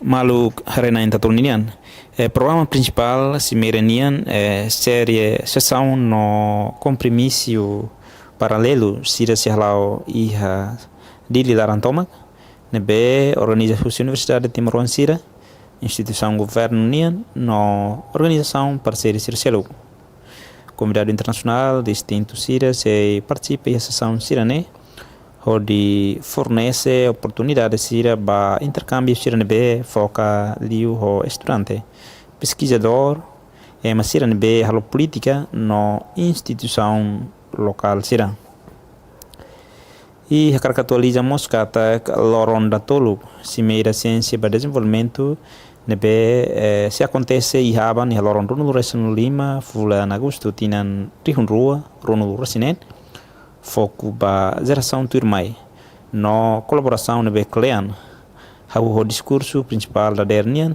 tuir fale a sessão diálogo juventude interativo ida no conclui o workshop prático programa paralelo idane organização universidade sira instituição governo nia no organização parceiro sira mos se continua durante lorontomak onde permite perito internacional sira nebe participa e envolve diretamente a instituição na comunidade de Timor-Leste sira e a área sira nebe e interesse na especialização comum. I malu karenain Tatoli nian. Tambah loron dahat iha nebe simon iha loron ronulu resinen fulan Agustus tina di ronulu resinene visita cultural ba campo ka loron imersão cultural. Ida nebe dedicado nebe participante sira halau visita ba campo ba Railaku no Atauru. Oferece descanso ao ambiente conferência nian onde explora patrimônio local, comunidade no paisagem natural sira. I hakara atualizamos kata ya simerida ne loron dali maka nebe simonu he loron rono resin hitu no loron nacional Augusto mak participante sira viagem ba reserva animal fuik sira. Programa ne conclui ho viagem kalan ida ba reserva animal fuik sira Temblin iha Sumatra, Indonésia, onde fornece ba participante sira experiência direita ida com ba esforço conservação no biodiversidade e ambiente ecologia nebe único.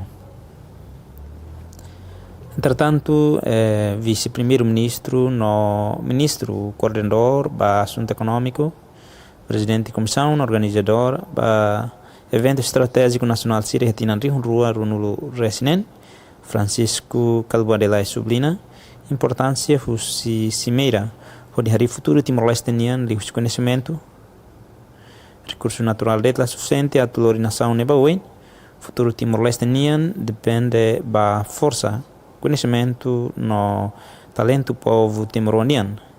Cimeira ciência ba desenvolvimento reflete ambição unida nebe simples mas be poderoso atuliga Timor-Leste besigliutan ho ideia sira descobrimento no emasira nebe forma itene mundo no atu grande kata conexão sirane cria oportunidade ba povo timoruan sira.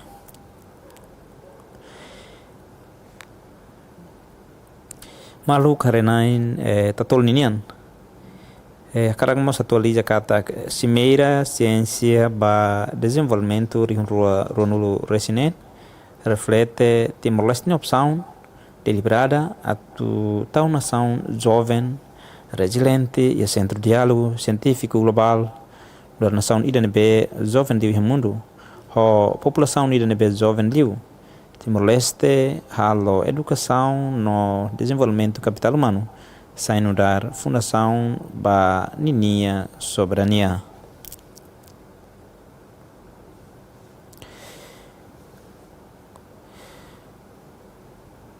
Malu Renan Tatoli nian simerina ne halo parte ia ser evento nacional estratégico sira ia fulan Agosto tinan rihun rua runul sinen nebe dezena atu reforça posição internacional Timor-Leste nian no avança desenvolvimento sustentável nessa no tema livre educação diplomacia cooperação internacional participante distinto sira nebe confirmado nebe dada un balo halona apresentação e centro convenções stili nebe horas para liu halona apresentação e participante sira nebe confirmado maka Muhammad Abdel Salman secretário-geral no Conselho Muçulmano para a terceira idade sira juiz Muhammad Abdesman dar no prêmio Zayed ba Fraternidade Humana no co-presidente religião ba paz. Além disso, no perito legal no líder interreligioso união, o papel central ida e a preparação documento de itinerário ruas no recenseamento com a Fraternidade Humana nebe assina Russi Papa Francisco no grande Imam Ahmed Al-Tayeb. No Frances Ab Arnold, Prêmio Nobel de Química Riun Rua Sanudo Racionalu, Professor Linus Paulinian e Engenharia Química, Bioquímica no Bioengenharia e a Caltex, no Diretor do Centro Bioengenharia Rosen, Simo Prêmio Nobel da Evolução Direita Enzimas, no laboratório usa evolução de dezena proteína siran B útil para medicina, química, na indústria sustentável. Além da David Beasley, Prêmio Nobel da Paz tina di Rua Runulu World Food Program. Fundação Rockefeller Trust no é diretor executivo do Programa Mundial da Alimentação na União. B. Simo Prêmio Nobel da Paz. E a liderança de luta Hassoru Hamla no contra a utilização dessa arma fununian. Gilles Prasser, Prêmio Turing de Rua Ronald Resin Lima. Professor Ciência Computador Nian e a Universidade de Montreal na Cátedra Pesquisa Canadá Nian e a Ciência Informação Quântica. Faz Prêmio Turing ho Charles Bennett tamba Funda Ciência Informação Quântica no transforma comunicação na computação bem seguro. Whitfield Defie Prêmio Turing Rua Sanulu Resin Lima. Bolseiro, consultor e Stanford no Centro de Segurança e Cooperação Internacional, no professor visitante honorário e a Royal Holloway, faz Prêmio Turing ho Martin Hellman, ba criptografia, chave pública, Fundação Ida ba Segurança Digital Moderna.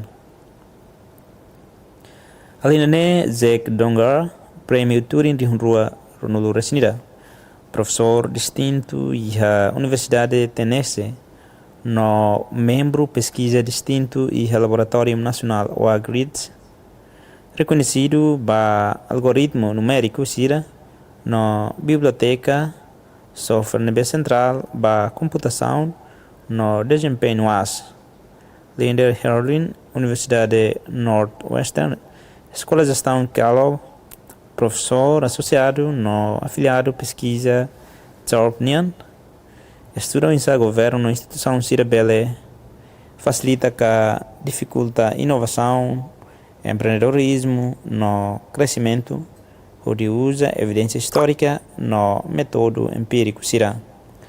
Malu Renan Tatoli Atuál na me atualiza e danema que premiado Nobel da Paz Sira no cientistas para a tecnologia Sira se partilha experiência no se halo discussão durante a gira e a Semináriu Internasional com a ciência no desenvolvimento nian. E a atualiza que cientistas Sira no se assemelham nesse marcamos presença no hatomos saímos orador marca Thorsten Halfer Prêmio ACM e a computação Rua Ronulu Resinat. Professor e a Ed Zurich, diretor do Laboratório de Computação Paralelo Escalável no CF Arquiteto da AI, no Aprendizagem Máquina e Centro Nacional Supercomputação Suíça Nian. Além disso, íamos premiado e Sir Tim Hunt, no dar Prêmio Nobel e a Esquizologia, a Medicina e a Rimroira, líder grupo emérito e a instituição Francis Crick, faz Prêmio Nobel também descobre ciclina, proteína que ajuda a controlar a barreira célula sira haketakmaru, central que compreende cancro, Yanis Lonidis. Além disso, hemos premiado Yanis Lonidis, que é professor, somos ex-presidente ACM, somos professor de informática no Telecomunicação União e a Universidade de Atenas, no Faculdade Associada e Centro de Pesquisa Atenas, serviços de gestão de dados na infraestrutura digital Botsira. Além disso, temos Benjamin List, Prêmio Nobel de Química e a Tina de Rua Ronald Resinida, diretor no membro científico do Instituto Max Planck, da pesquisa carvaniana, faz Prêmio Nobel da organocatálise assimétrica, aloquímica sai simples, mas não precisa livro.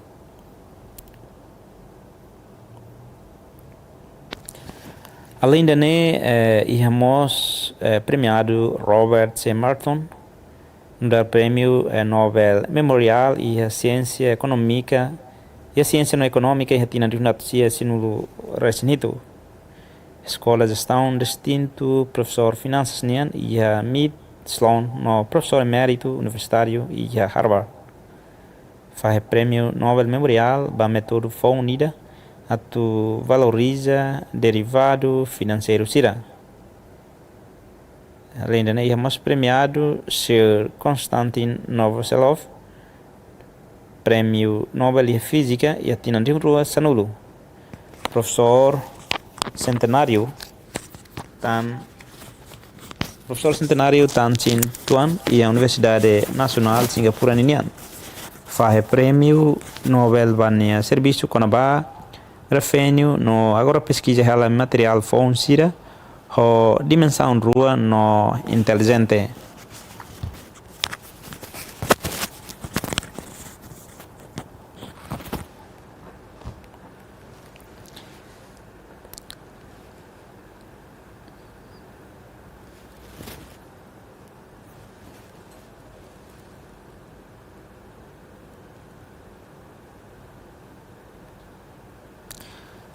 Além de hemos premiado Frederick Z. Ramdel, prêmio Nobel e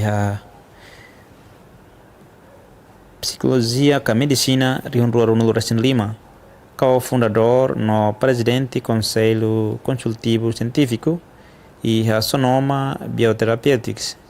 Simo prêmio Nobel ba descoberta Sira Conabá, tolerância, imunidade periférica, ou de forma terapia fônsira ba moras autoimune. E hemos premiado James A. Robinson, prêmio Nobel Memorial e a Ciência Econômica Ronaldo Racine, professor universitário e a Escola Política Pública Harrisnian e a Universidade Chichagonian. Faz prêmio Nobel Memorial também estuda essa instituição sira forma não afeta prosperidade. Kailas Satyanti, prêmio Nobel ba Paz, Rio Ronaldo Racine, fundador da Fundação Labarik Kailas Satyanti, faz prêmio Nobel ba Paz, ba nia luta hasoru supressão ba Labarik sira, no ba Labarik ida nia direito ba educação.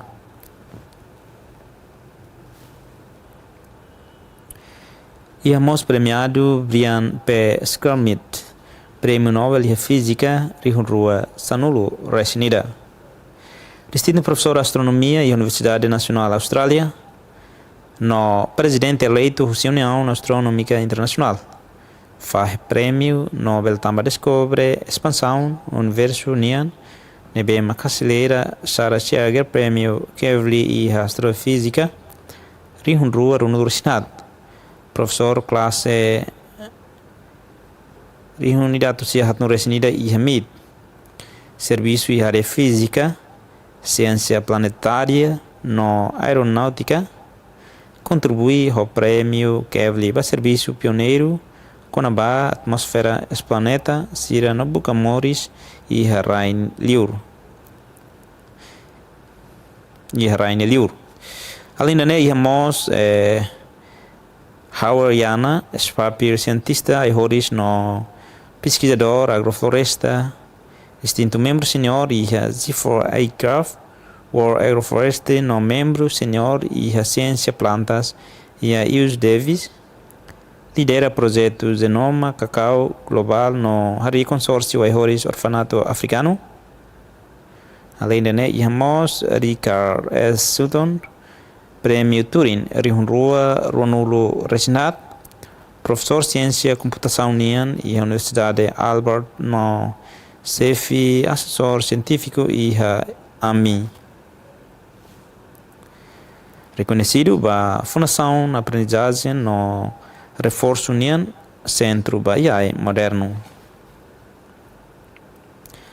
Além de e a Sonam Dekan Wang Chuk, sua atleta Real Princesa Bhutan, membro da família Real Bhutanian, um feto Husilurai Dahat Bhutanian. Zigmi Zian Wanchuk, o além feto ida Husilurai atual, na licenciatura em Relação Internacional, da Universidade de Stanford, no magistrado e Direito, da Escola de Direito Harvardian, no lidera um estabelecimento da instituição legal, Sabe Sira e Bhutan, inclui Serviço Nudar, Presidente, Husi Instituto Jurídico Nacional Butanian, no Escola de Direito Zesue, nian, ni lista nudar orador alternativa ba plenária abertura cimeira nian, nessa nohin ita acompanha ona e a apresentação sira nebe apresenta e centro convenção dili horas para o liuba. Tamane bamaluk sira acompanha na fate discussão nebe se apresenta o seu orador sira e horas balu tuir mai hafuende e café darsan remata.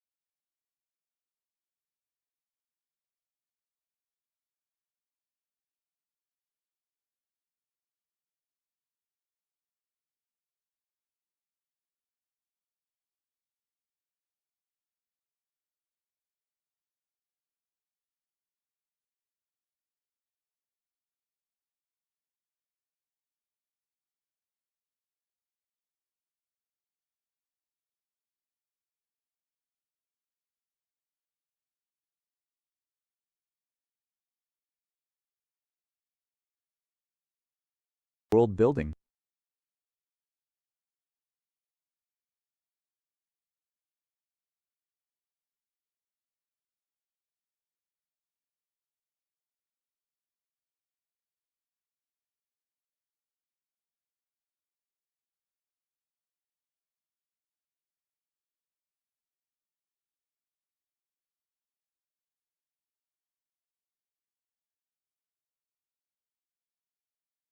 Yeah, right off.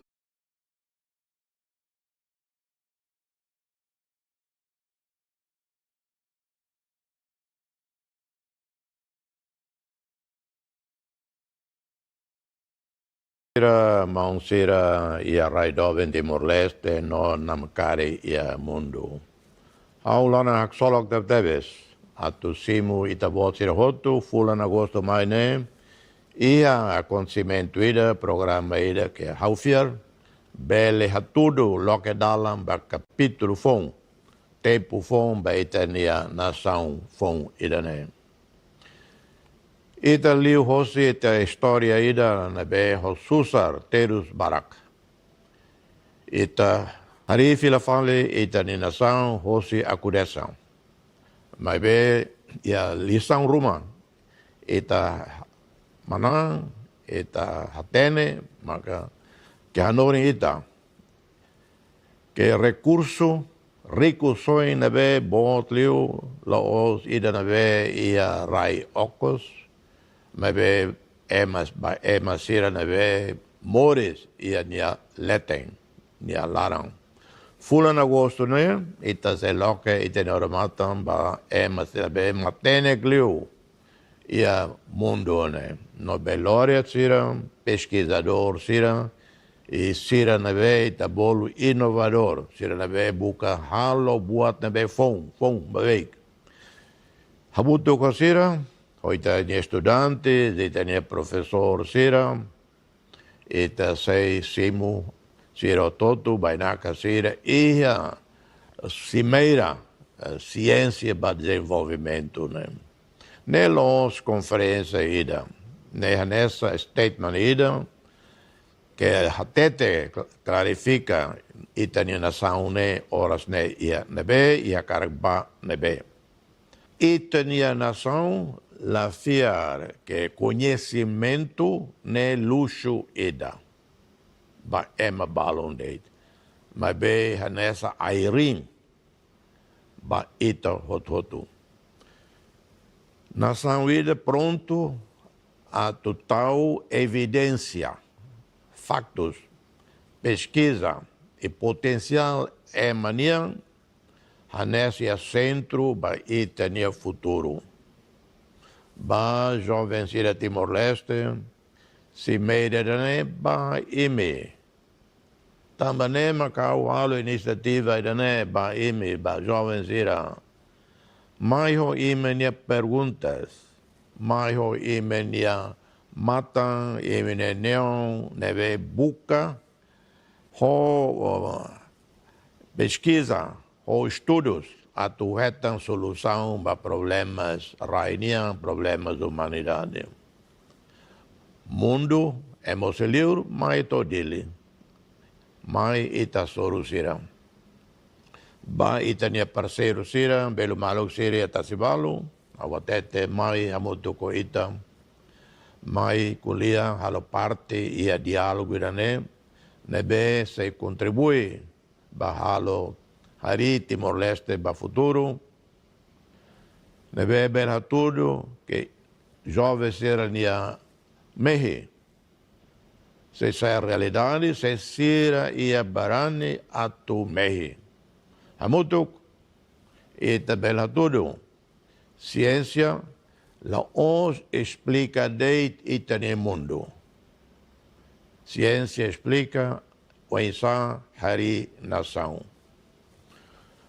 Mas hau heng atu simu imi ia dele Timor-Leste. Obrigado wang ba ita hototo. Honai maroma ni benção. Ita seia sorumalo, ho saúde, ho larak solok. E fulan agosto tina idane.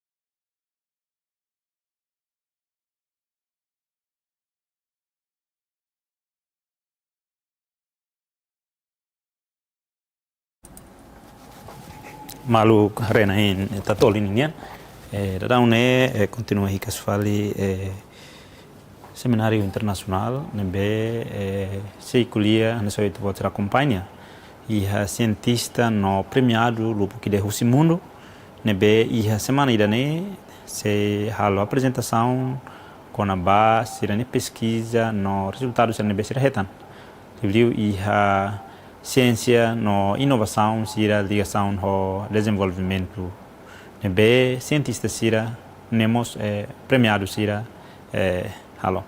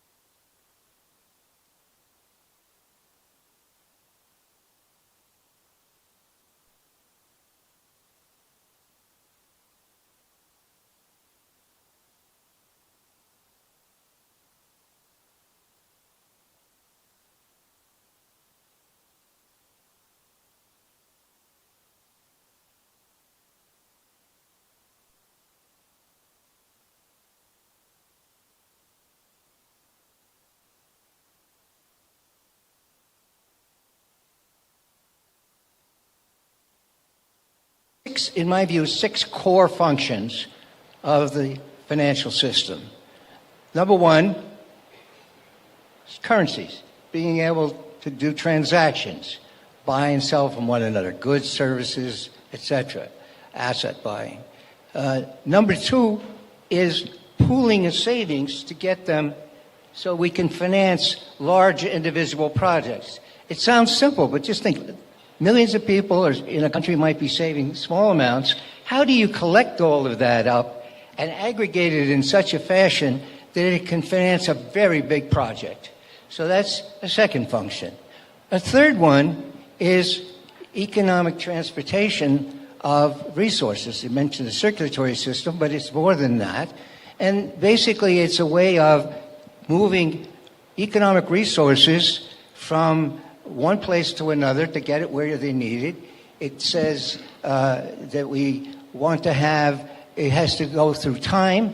And I would point out very quickly on that, if you think about it, if you want to move something you have today to the future, that's your own saving, you can do that by storage. It may not be efficient, but it's physically possible. Tell me, however, how you would, by yourself, physically, bring something that you're going to get in the future back to today so that you can get that's what's in the future. You think of that as borrowing. There's no physical way to borrow, okay? So I'm just trying to give you common sense reasons why these are really important. And that's a fundamental characteristic. So that's the third one. The fourth one has to do with information. Now, the manifest function of markets, financial markets, is transactions, buying and selling. But there's an incredibly important latent function, which is the markets themselves, the prices in those markets contain enormous amounts of very high quality information. And I say high quality because the market, like in some people's eyes, AI, doesn't know what it's doing. It just does it. It's a machine that finds willing buyers and willing sellers so the transaction happens. But in that process, it's behaving as a machine, not with any knowledge really, other than doing it. It accumulates extraordinary amounts of information. Information that no one has. With all respect, no central bank has it all. No George Soros. No sovereign wealth fund. Each of those may have pieces of the information, but you've all played the game of trying to guess what the whole looks like from knowing about only one part. And just think of an elephant.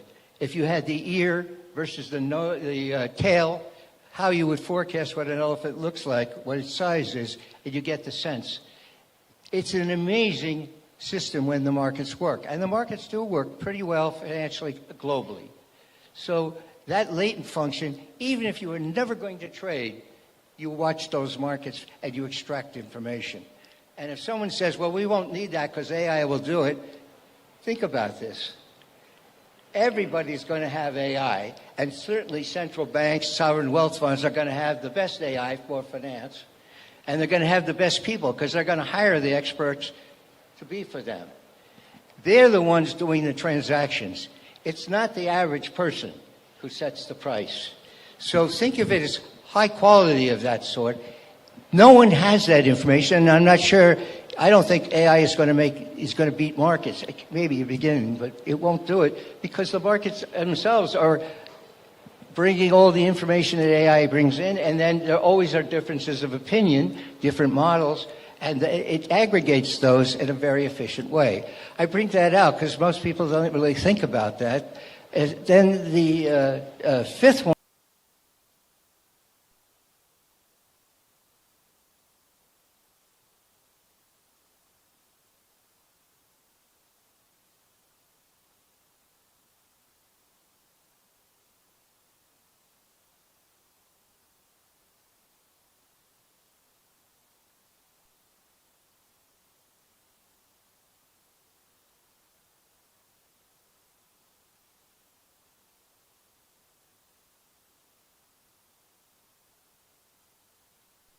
that I wanted to mention was see, I got my little note here. Oh, yeah.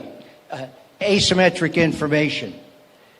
how do you deal with a situation where you are transacting with someone, you're buying a house or selling a house or whatever, and the other party may have information that's important that you don't have, and therefore it's the old soul. If they're willing to buy, you don't want to sell, and vice versa, because you think of the information if they're selling. And markets, we found ways in finance to deal with that problem. Okay, so those are the 6. Now, in my last 2 minutes, if I can, I'd like to give you one example. And the example I like is the one that didn't bring up as a specific, but it's probably the most important, or certainly among the most important activities in the finance and in financial markets, which is dealing with uncertainty, managing risk. Okay? Now, that's a good subject here because we're talking about development. And I think it's fair to say there's a lot of uncertainty about the future when you're making decisions for planning and development. It's not a second order effect, it's first order. And so I wanted to point out to you just how finance could help improve that. And maybe you can think of it when you're thinking about discussions, whether here or in other sessions, about development, which is when you have uncertainty, well, first I should say, often what's done is people pick the expected outcome or the most likely outcome and act like it's certain. In other words, they never put any formal uncertainty analysis. That's a big mistake, especially in an environment which is uncertain. What are the 2 things that I will tell you are critically important in any kind of uncertainty that's of any metric? One is the magic of diversification. If you put all your eggs in one basket, there's a certain amount of risk. If you put 1/10 of different eggs in the basket or different items in the basket, you will have lower risk even if they have the same expected payoff. That's diversification. Life insurance companies that you may be familiar with, okay? That's a magic. It really happens. You actually get lower risk. What else does the risk management do? It directs through the financial system the risk. It doesn't just do capital, but it does risks. It points the risk to the best user of that risk. And that turns out to be important. Now, to the example. I assume at least some people in the room here know how drug discovery is done. Okay? Now, if you have a single molecule that you're trying to see if it will solve a problem, the record is roughly about 5% succeed. So you have 95% failures and 5% success. And it might take 10 years and $250 million. If you use the standard analysis and say, I'm going to evaluate the expectations. If I do it, what are you telling that model? You're saying, if you decide to do it, you're going all the way to the end no matter what. Even if it turns out it's going to be a failure, and you know it. That's the wrong model. The way it's done in drug discovery is you do something in a small amount, the first phase, to see at least whether it is toxic. If it's toxic, you quit. You don't go on and spend another 9 years and $200 million on that project. Okay? So that's the first one. Then you have a success. Then you get rid of the ones that don't work with a small bet, a small amount of risk, a relatively short time. And then what do? You take the ones that you think look good enough and you move them up. You keep that up through the phases till you get to phase 3, which is usually very expensive. Phase 4, I won't get into. Phase 3 is really an expensive one where you spend a lot of money. The ones that get there are the ex post successes. The uncertainty is no longer 5%, 95% failure. It's much more credible. So you've brought yourself through the dynamic of that to lower risk. Flexibility in general, in uncertainty, is incredibly valuable. It has no value in a world of certainty. So if your models pretend it's certain, you act like, I know what's going to happen. I'm acting like that. So if you know what's going to happen, you don't need any flexibility. So that's why I wanted to underscore this to you. And that's what finance does very well. So I hope this gives you a little sense of what it's about and where it's important. And by the way, on the biotech examples, if you do it the standard way, you would not do a lot of drugs. If you look at you have the wrong model. It's not obvious. So that optionality, flexibility, turns out to be incredibly important in that domain. And I would suspect it will be very important in most of the many big projects you do in development, because they're a long time, lots of uncertainty. Thank you. Thank you, Professor Milton. I think, you started with a very important line. You say that a well-functioning financial system is essential for sustainable development, and it will come with the functions of saving, currency, economic, transportation, and et cetera. So I think in the beginning I used the analogy of football. So Professor Merton just shared with us on, if you were a football team, how could you qualify to play in the World Cup? But Professor Robinson will share with us on how could you play in a World Cup. So Professor Merton is actually specialized in finance, and now we have Professor Robinson to share with us on institutional development for economic transformation. So with that, Professor Robinson, the floor is yours. Okay, thank you very much. Thanks very much for inviting me. Very happy to be here. So let me just say a few things about the relationship between science and economic development and economic progress. And the way I think about this is through the lens of the work by the great MIT economist Robert Solow in the 1950s, when Robert was trying to understand what created economic development, economic growth over time. He did this sort of decomposition, and he said, well, actually the really big story is not the accumulation of factors of production, not demography, not even capital accumulation. It's about the efficiency with which factors of production are used. He called that total factor productivity in a very sort of nerdy language.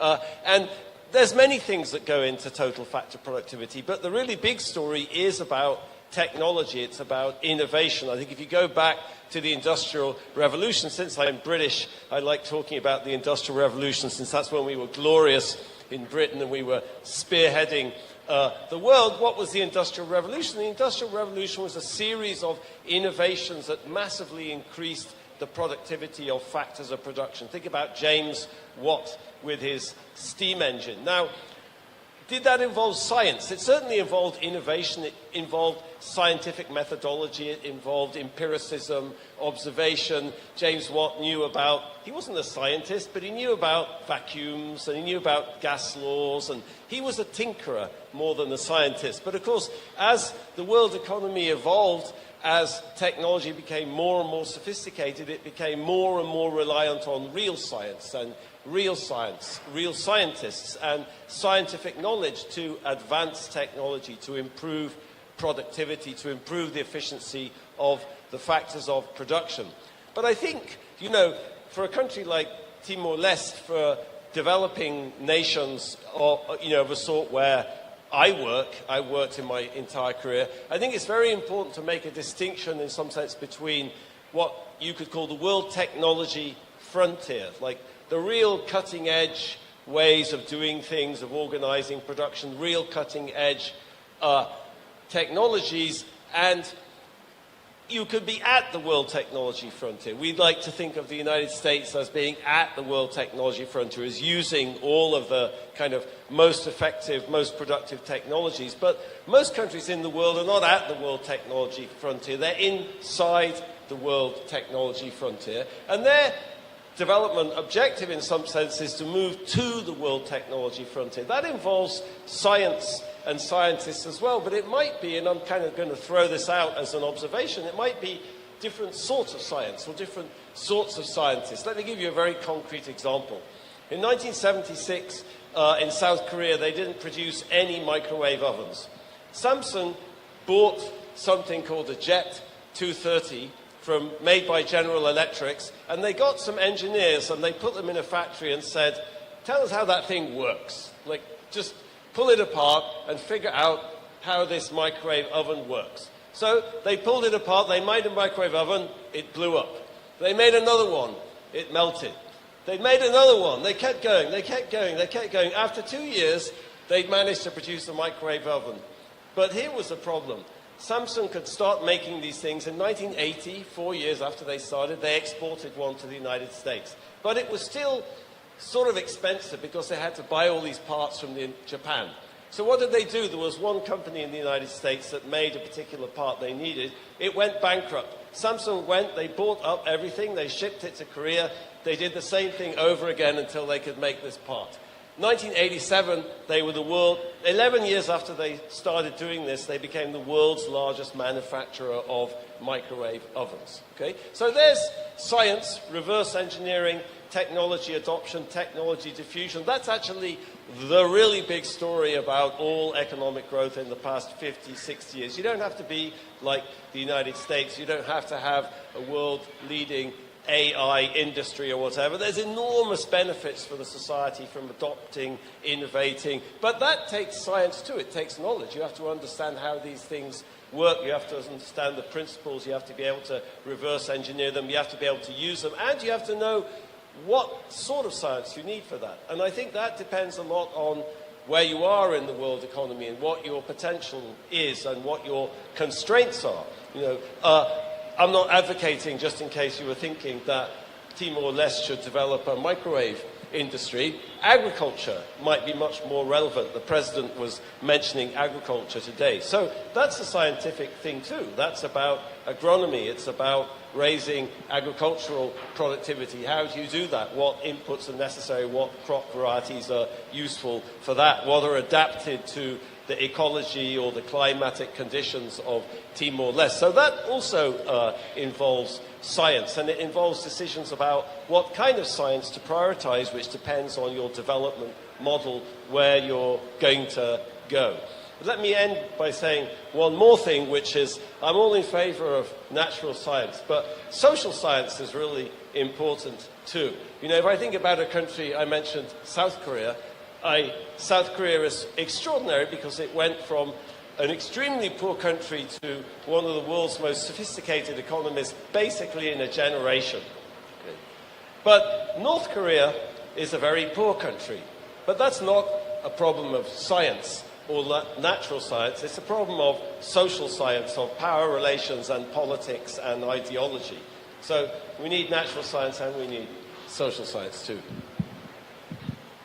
Fascinating. Thank you very much, Professor Robinson, for the fascinating insights that you just shared with us. And I think it's a very important. You say the efficiency of allocation of factor of productivity is important. And science, innovation, and technologies are very, very important for economic transformations.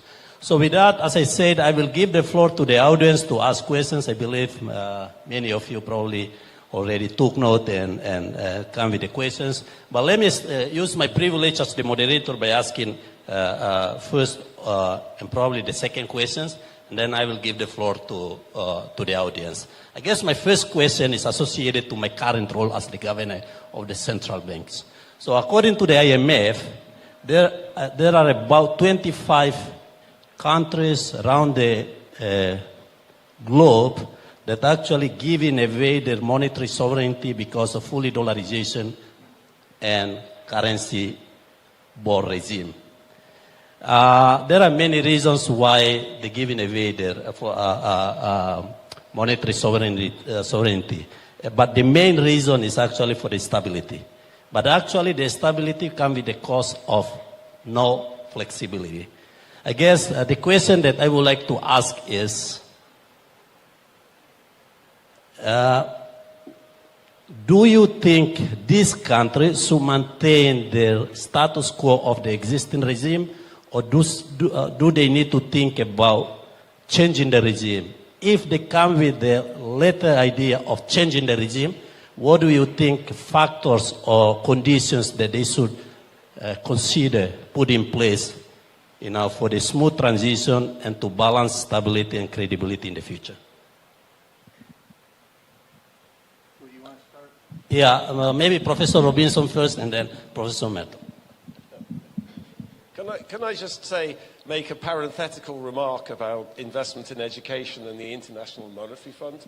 Like, one thing I've noticed in working in developing countries is that successful developing countries are always capable of challenging the conventional wisdom from the International Monetary Fund or the World Bank or foreign academics or whoever it is. You have to be able to evaluate what's being told to you and what's being suggested to you and be skeptical about it and understand what applies to you and what doesn't apply. And that takes kind of intellectual self-confidence, that takes investment in education, but I do think that's incredibly important. I think if you look at any country, that's been very successful in the past 60 or 70 years, whether it be, China or South Korea or Mauritius or Rwanda today, whatever it is, they have that courage to sort of say, we're going to do our own thing, we're going to define our own model, and we're going to learn, and we're interested in what you know, but we're going to do with it what we want to do with it. So that's a kind of parenthetical remark. I think this question, the more specific question you're asking me, or asking the professor and I about what kind of monetary regime to have, like the way I would think about that is that's really about the strength of your institutions and whether your institutions can kind of manage that. I think what you see in many developing countries, like in Zimbabwe, for example, Zimbabwe has shown that it's unable to manage its own currency. And in the past 50 years, almost 46 years since independence, there have been 4 hyperinflations. So I don't really have a deep understanding about why it's so difficult to manage a currency in Zimbabwe. But what I can see is that it creates enormous instability, and it holds back investment, it holds back entrepreneurship, it holds back the economy. That kind of instability is a sort of disaster.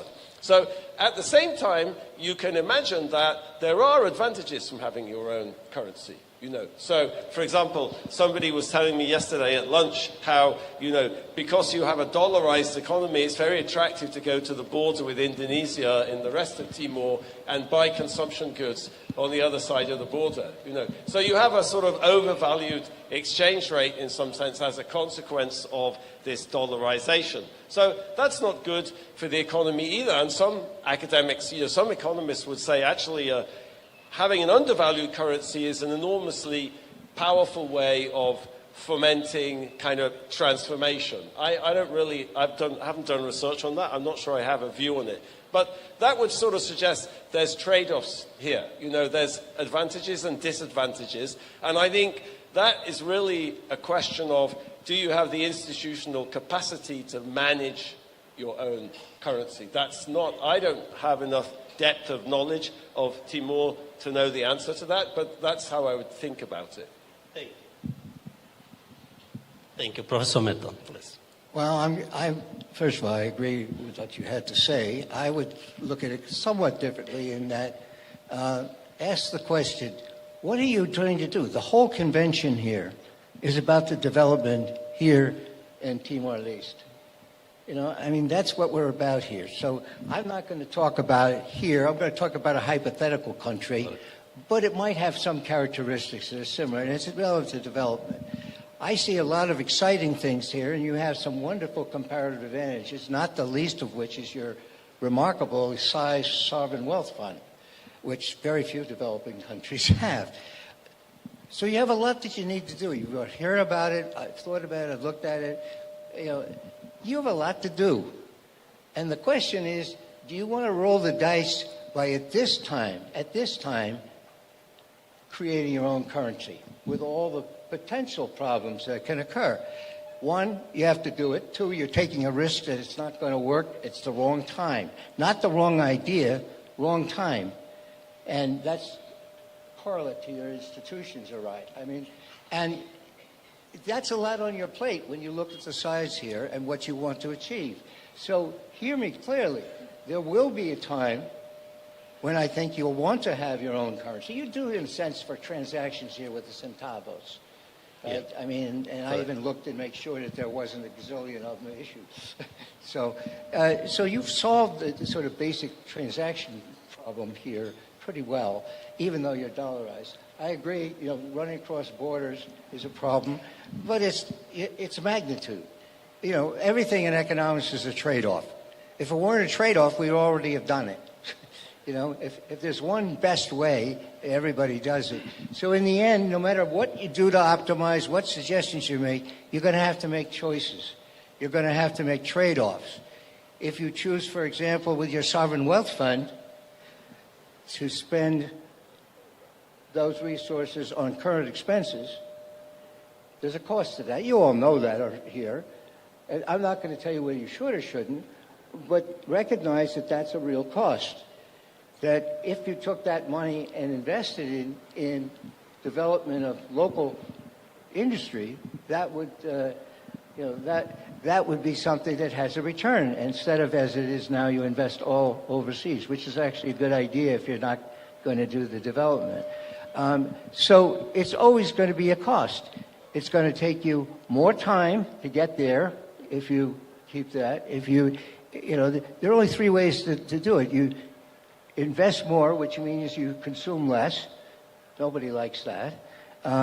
Or you want it in a shorter time, you're going to have to do more.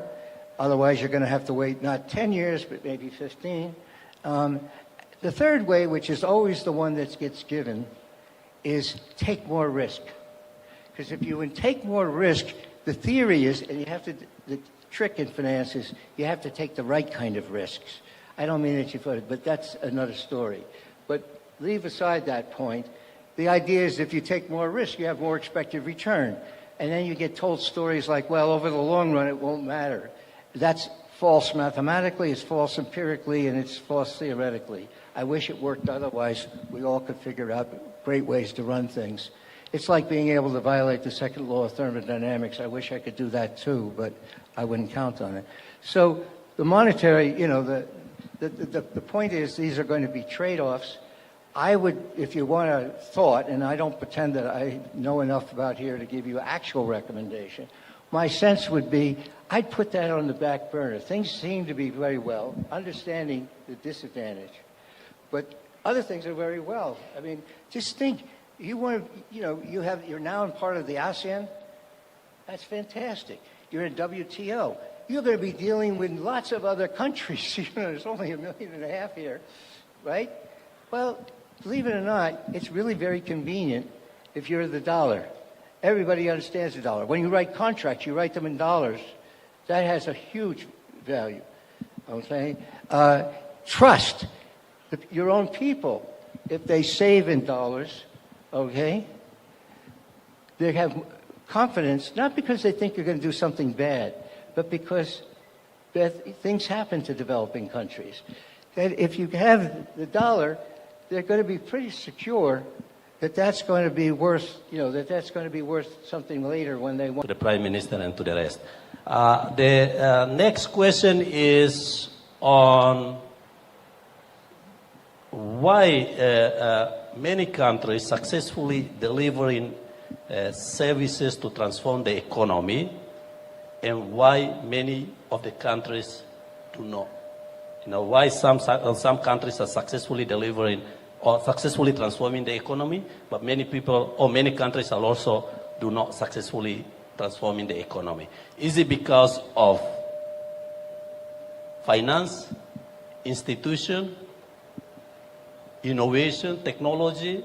You know, I don't know. You know, you probably have the experience. Can you share with us? Is it because of the level of playing field of these factors are different? So what actually differentiate these two different groups of countries? Maybe Professor Melton first, and then okay.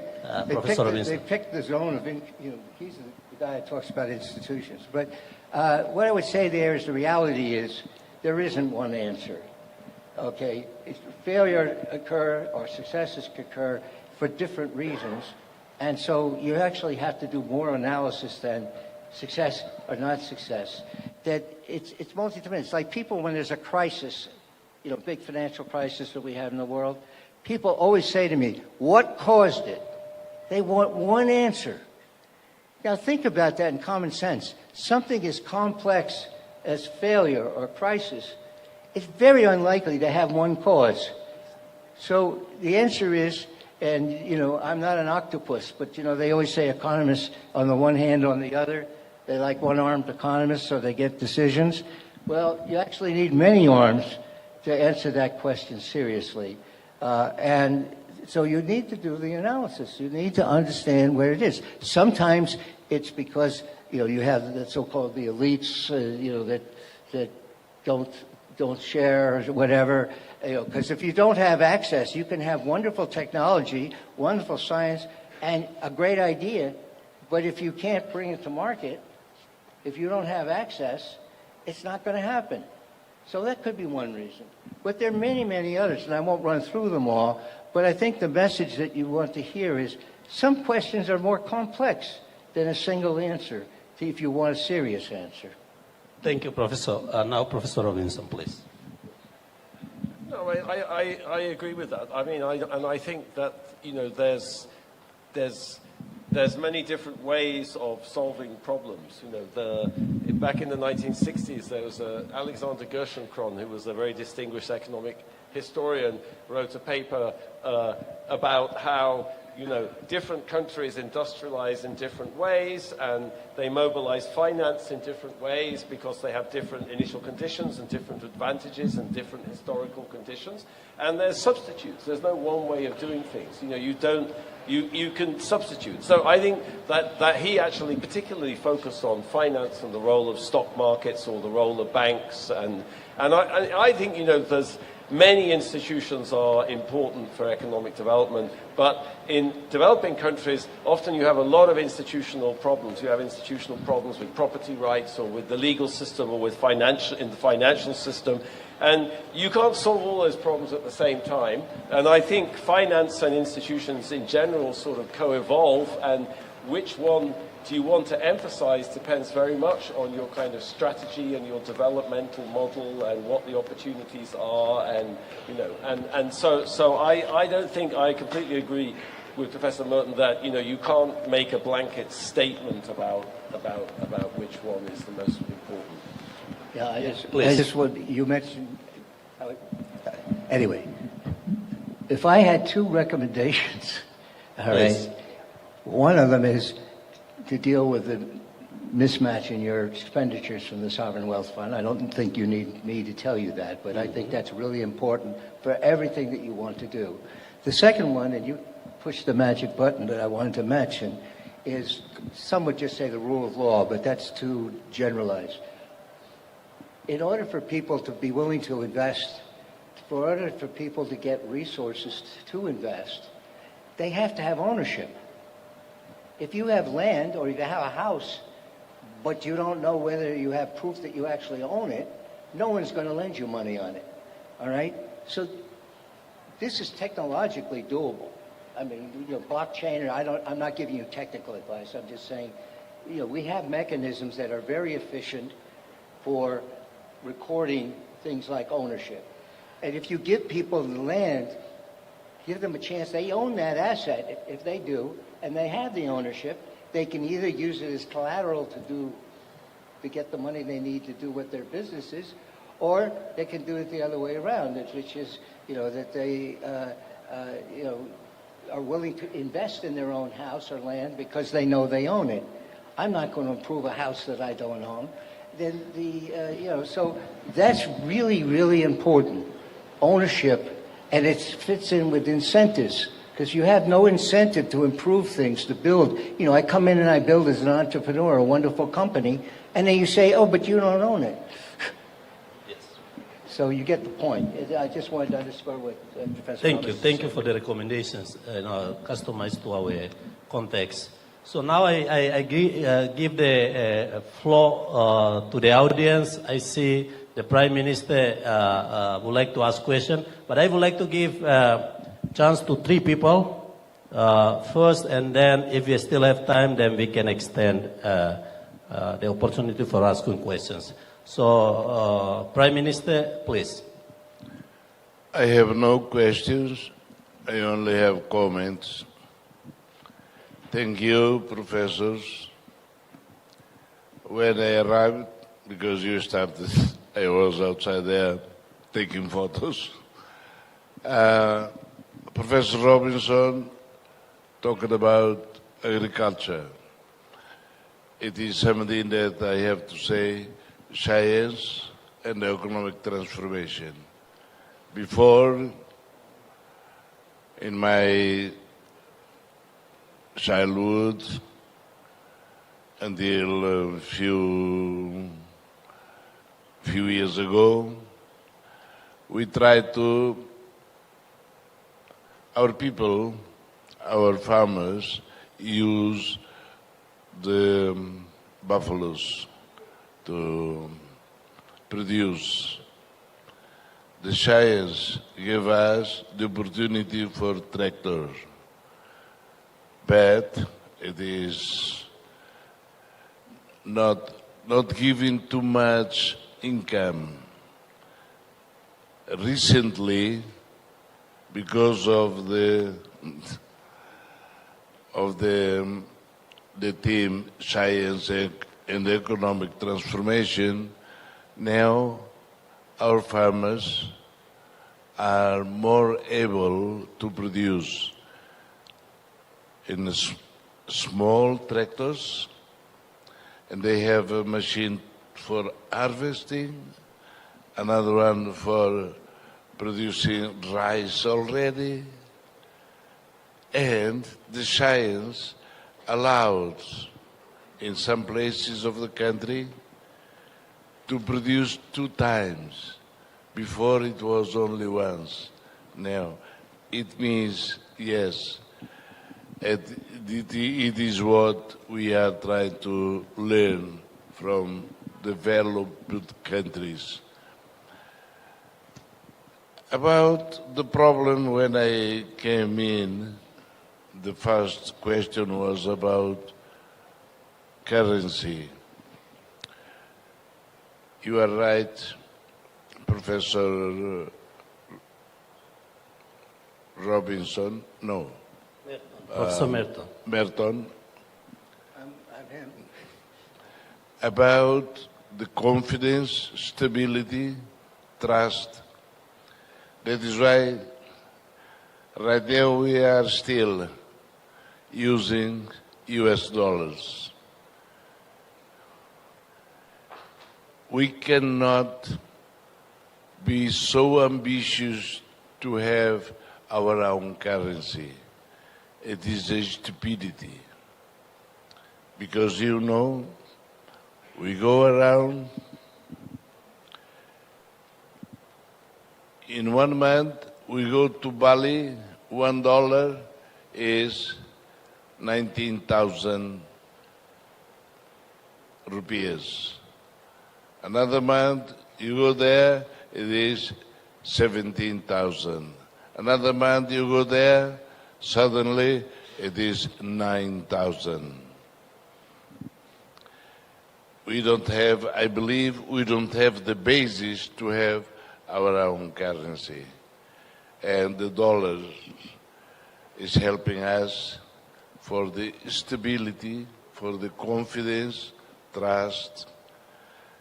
Now, I don't understand all of these issues, but now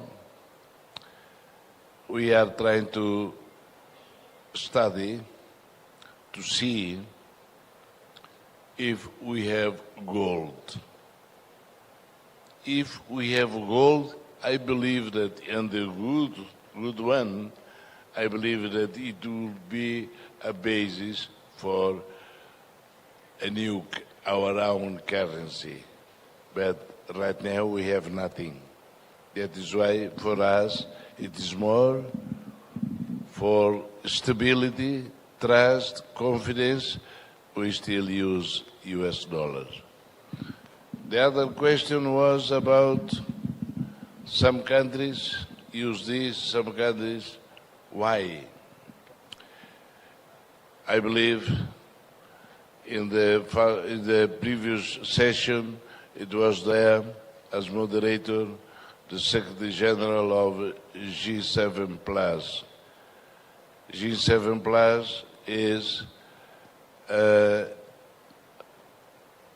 intergovernmental organization.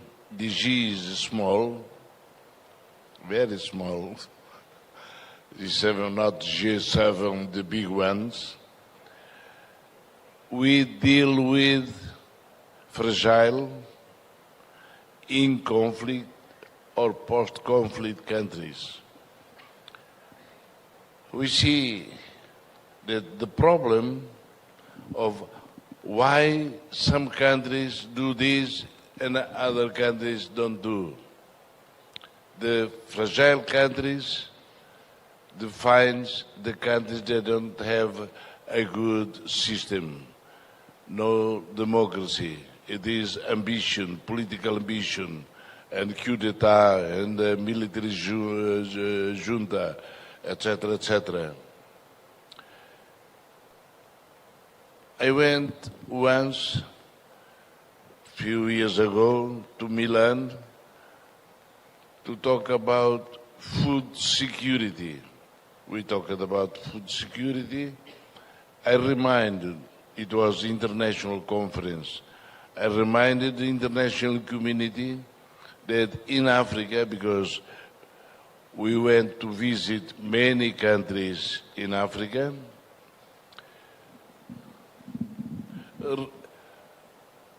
big countries, rich countries, with big rivers, very good, with a big potential to produce, but because of the conflict, they don't produce. Very, very recently, it was viral in the news, the hundreds of people in Ceuta going to be trying to be immigrant in the European Union. Why? I asked in the conference in Milan. Why? Why they are coming to Europe if they have so many land, good lands, rich land, and they don't produce there? It is because of the conflict. That is why not only science and economic transformation, but the problem is how the international community can help. We help it not teaching. We exchange only our experience of solving conflicts. And some countries from the G7+, they already corrected the system. They are in a good position to do something for the country, but no financing. I have to tell you a story. In the Central African Republic, it was the peacekeeping force are there for more than 25 years already. No peace, no keeping. And the country is very rich in oil, in diamond, in gold, but because developed countries pay a tribe, pay another tribe, they fight, nothing happens. That is why I believe that beyond the scientific perspective, we have to talk about the problem of helping them to solve their conflicts, and the international community can give some money to them to start, because in our theme is no peace, no development, but if no development, no peace. That is why your question to the panelists, the problem is this. I said already, science helped us to start developing our agriculture, the small machines.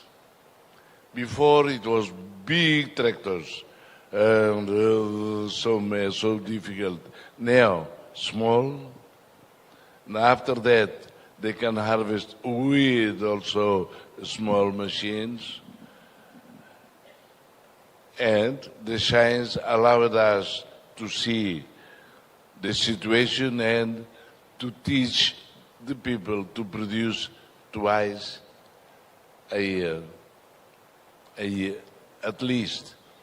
In some places with more water, they can produce 3 times a year. That is why I'm very sorry, it is only a comment on the currency. We cannot avoid, because now is more stable for us, give more confidence to our people using the US dollar. Although there is a very problematic time now, but and for the countries that do something and countries that cannot do something, it is the problem also of the international community changing their policy and try to help. To help, because if they change already the regime, if they got already peace, now without money they will not. And because if there is no change there, the population will be, same. And before it was the same, now also democratic, very democratic, but we are not going anywhere. It is only a comment. Thank you very much. Thank you, Prime Minister, for the comments. I don't know, Professor, do you have any reaction towards the comment of the Prime Minister? Or otherwise, because we are probably about 5 minutes more left, so I want to use this time efficiently, but otherwise you can make a short comment to the Prime Minister. Can I just make one comment on the currency, because that's what's been the discussion. Many of you know about all the technology, cryptocurrencies and everything. I'm not going to go into that, but that's very modern. Ask yourself, they usually say all the currencies, dollars, RMB, sterling, Bitcoin, whatever, they're all what we call currencies with no real backing. That's a mistake. That's a mistake in thinking. And let me just give you an example. If the dollar, if tomorrow, this afternoon, every country in the world said we won't take dollars, of course the US would, okay? Let's say the dollars crash. You know what I'm going to do? I'm going to sweep those dollars up. Why? Because they have intrinsic value. I'm going to start in the United States, and I'm going to go to everybody in the United States who has a dollar mortgage.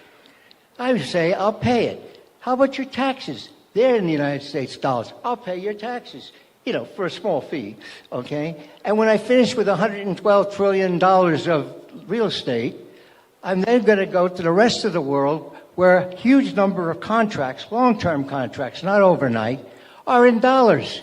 They don't have a choice. Your bank in the United States, if it's in dollars, they have to accept dollars.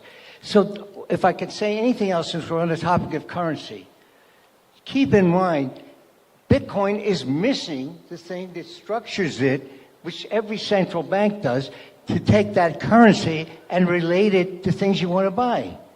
It's missing a mechanism. Now, I'm not trying to put Bitcoin down, but I can't resist, with all the topics of technology and those things, there's a lot of stuff that you better investigate pretty carefully to see if it's sustainable in any fashion.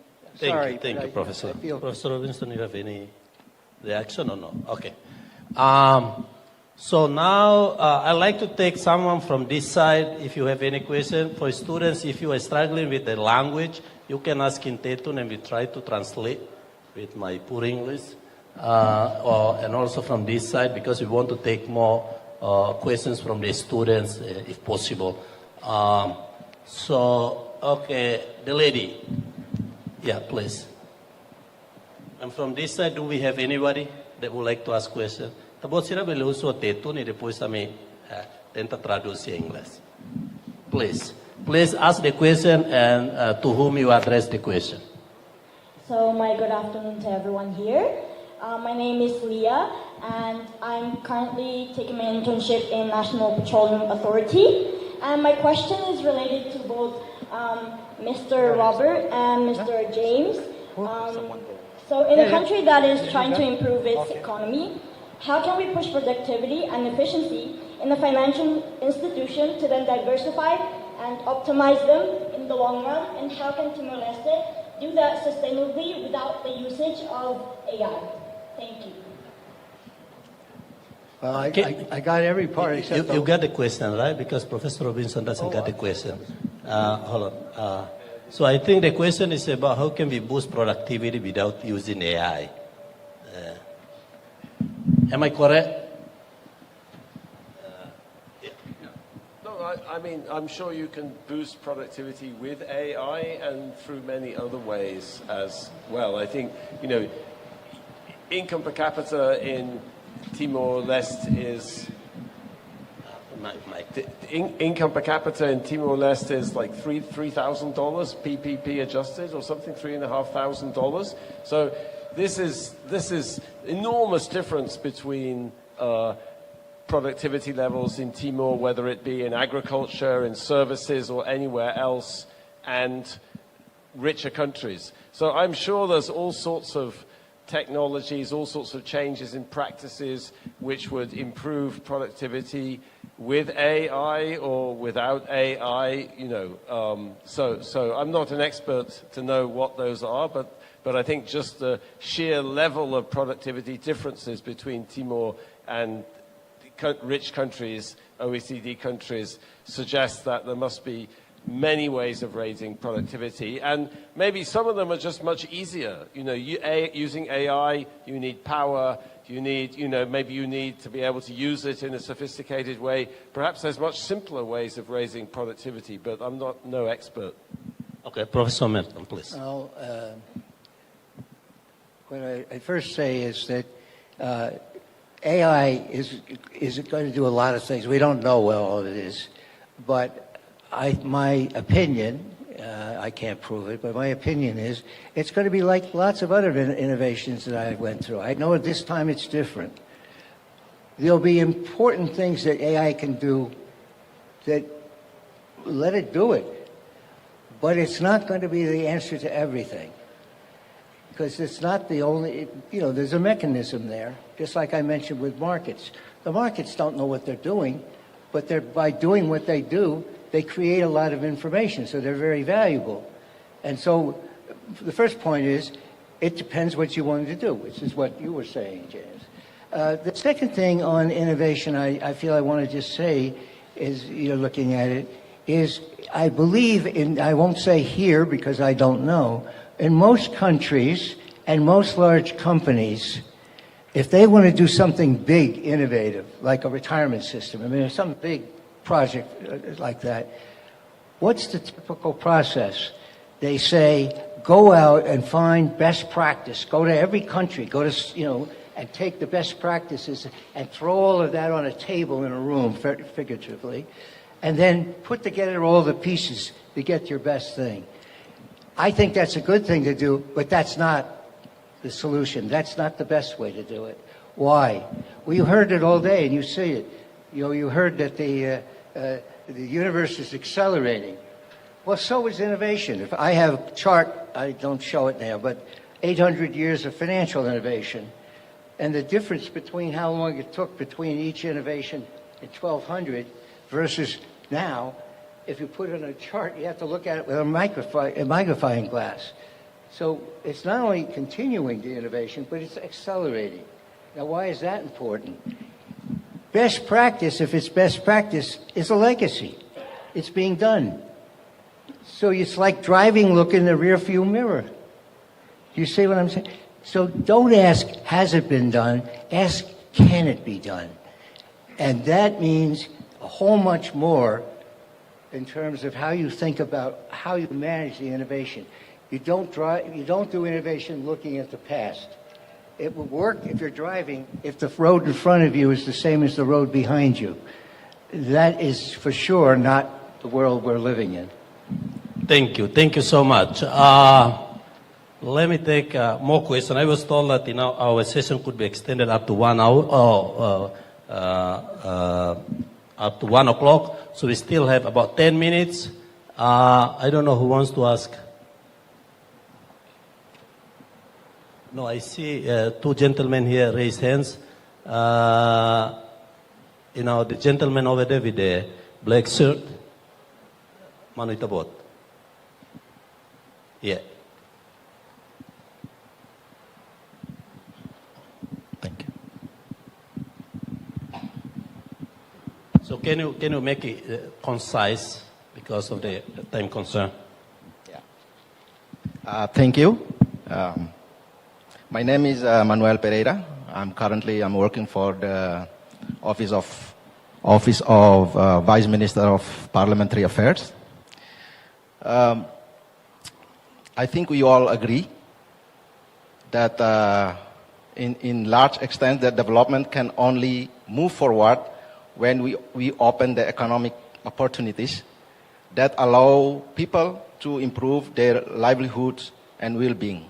As someone without a background, economic background, that's at least what the essence of development of economic that I understand. Earlier, His Excellency Kailash Satyarthi also shared in his keynote address his experience of visiting Côte d'Ivoire and meeting with child laborers who were harvesting cocoa beans, the main raw materials used to... Manuel, sorry, because of the time, can you go directly to the question? Yeah, he shared similar experience regarding the child laborers in Congo as well. So the story, my question is, as we know that economics is a field study that places a great emphasis and uncertainty, numbers, graphics, statistics, etc. So, but the lived realities of these child laborers actually fall within the scope of economic studies. My question, and perhaps most importantly, how should we account for these human realities in these calculations and measurement of modern economic today? Can you repeat again the question? Just the question, and put the microphone close to your mouth so that we can hear. How should we account for these human realities in the calculations and measurement of modern economics today? Okay. About the child laborers. The reality of child laborers. How could we take into account the human reality, especially the child labor, into our economic modeling? Or economic transformation, if I guess. Maybe, I don't know, Professor, anybody could start first? Okay. Well, we had discussion earlier this morning, a different sort, about happiness measures versus financial measures. I think that's one aspect of it. And, I think everybody here is a people of goodwill and wanting good things. But having said that, you get the analysis. In the end, as I said in my early remarks, no matter what you do, how much optimization you do, you're going to have to make trade-offs. And I try to give you that sense. That's why economists are still in business. Because if you knew the answer and it's always, you have an unambiguous answer for everyone, it has no value. So the answer is that you then take from the economic analysis and so forth and so on, you take that, and then you make decisions. Do I want to go let me just give you an example. Do I want to go to the population, let's say here, which is a relatively small one, and the government seems to communicate well there. You can go to them and say, look, here are the choices. I don't mean they vote on it, but you understand. If we are willing to invest more, which means save more, there's no magic, that means people are not going to have as much consumption as they did.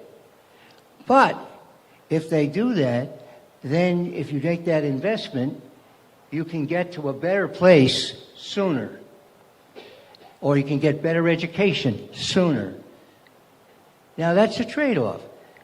If you want to live here, you don't save as much, it's going to take you longer. And that's a trade-off. There's no way around it. There's no magic. Okay?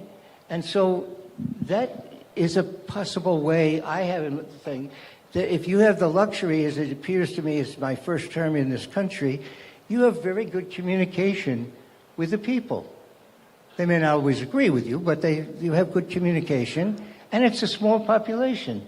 And it seems that might be feasible here, where you couldn't do it in a large country like the United States. That may be hopeless, okay?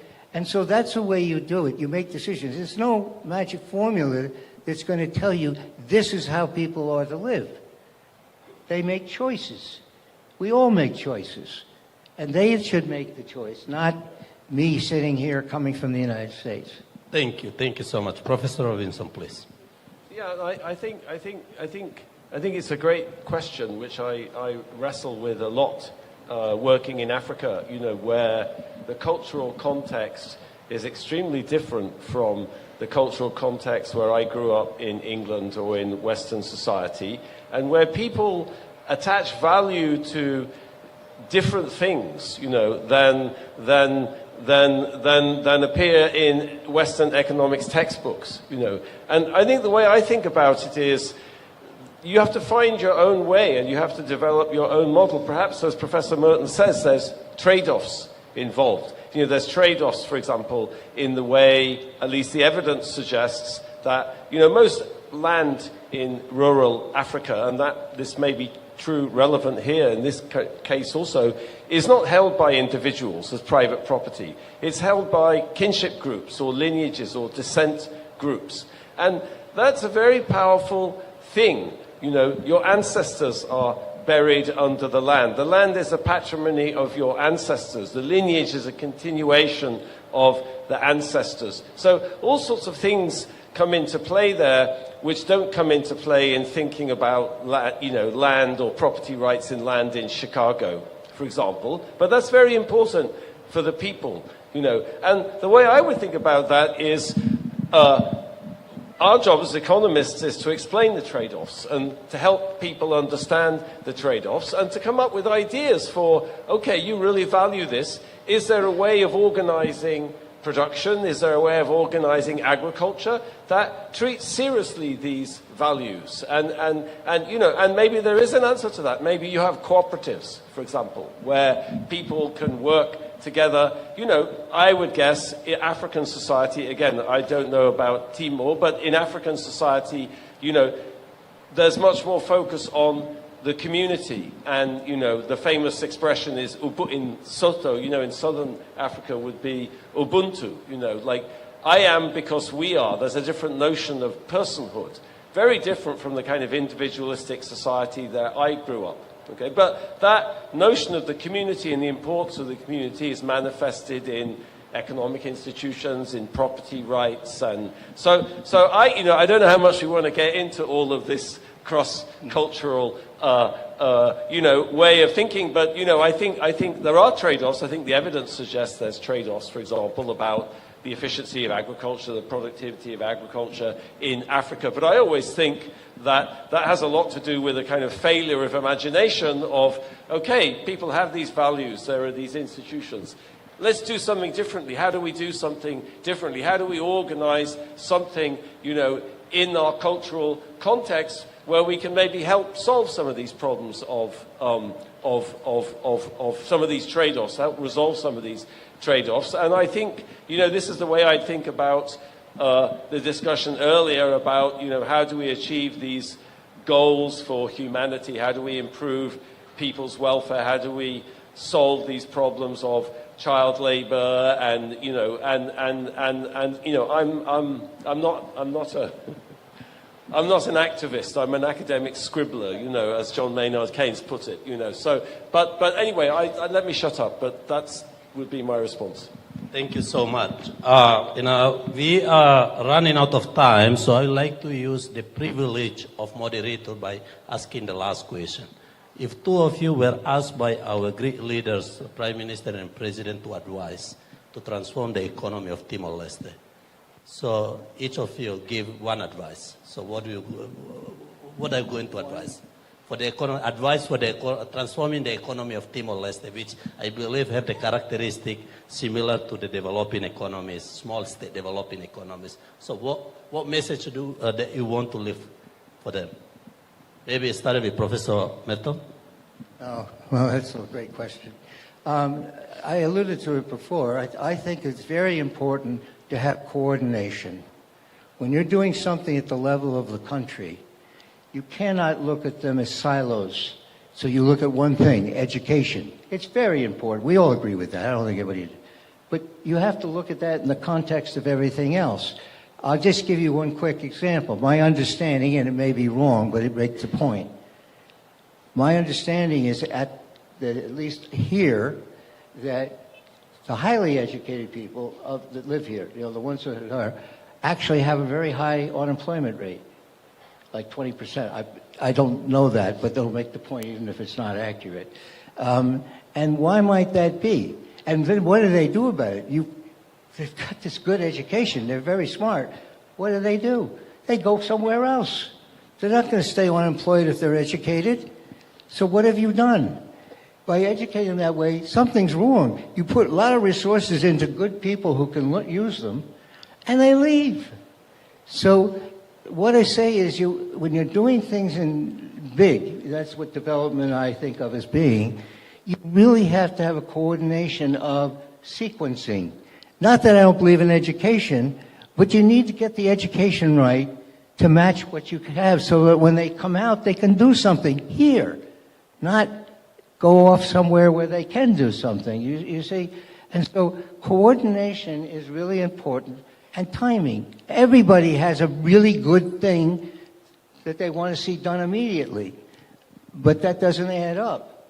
And so that would be my one thing, is think as a system and then set the sequencing to optimize and use the best science and use the most efficient, economically designed institutions to do it.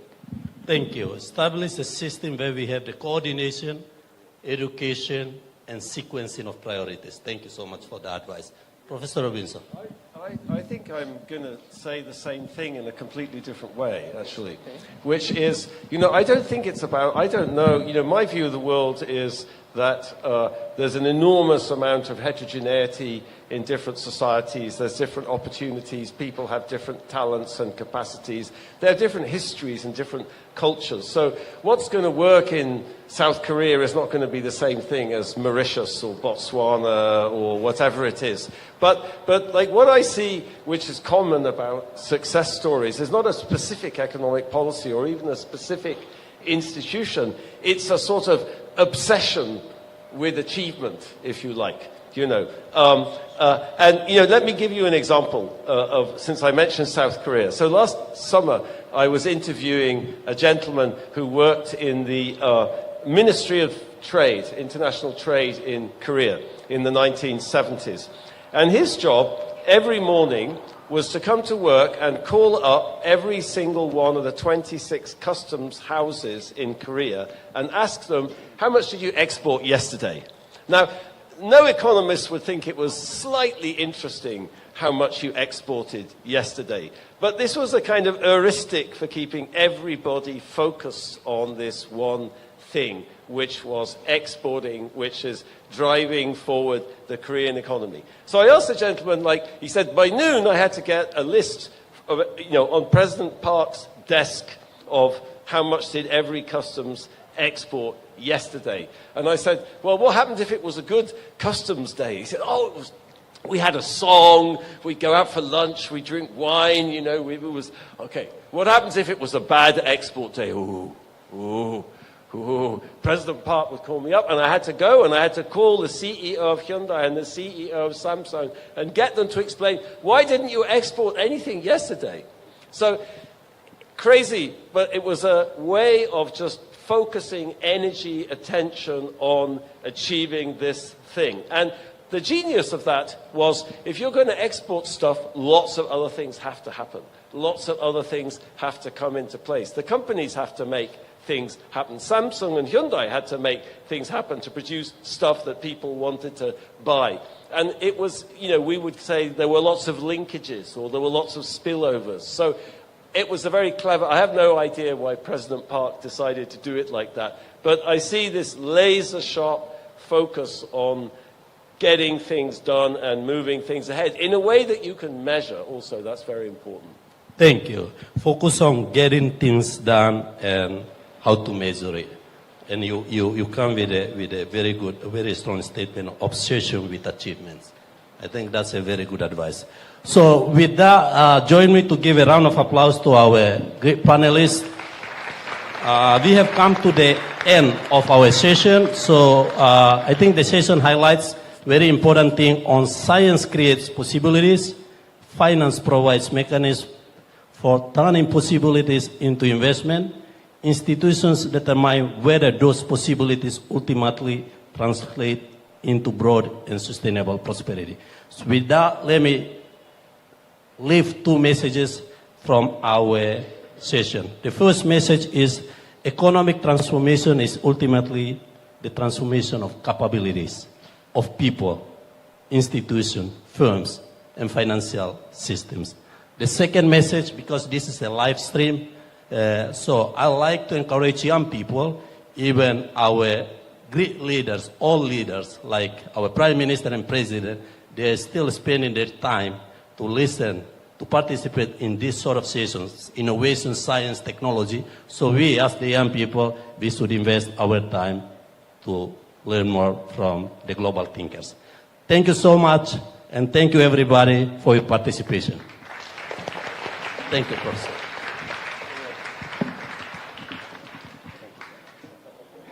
Thank you very much, Mr. Governor, and also sincere thanks to Professor Robert Merton and Professor James Robinson for sharing their insights with us. Ladies and gentlemen, Excellencies, this brings our morning program to a close. We'll now break for lunch. The Science and Technology Expo remains open throughout the day, and we encourage you to take the opportunity to visit the exhibitions. We are also serving our international guests coffee. Please try some Timorese coffee at the Coffee Garden. For those of our panelists scheduled to return to their hotel before the afternoon program, please report to the logistic desk. Our main conference program will resume here at 2:30, and we'll remind you 15 minutes before our commencement of the new panel discussion. The next panel discussion is on feeding and sustaining the planet. Please ensure that you are back in the hall and seated a few minutes before the session begins. Thank you and enjoy your lunch. For our VVIPs and also international guests, lunch is still the same as our coffee break. For all the participants, please enjoy your lunch. It's served at the corridor just next to the entrance door. Buon appetito, ita solo fa il malo tu kuruo hobalung, ami sei fo hanoing ita vot sira, minutu sanu resin lima antes ita continuo se santuirmai. Thank you so much. Now we are going to the venue where we host the lunch, and we will have an informal segment. The Prime Minister and President will be there. They may have follow-up questions.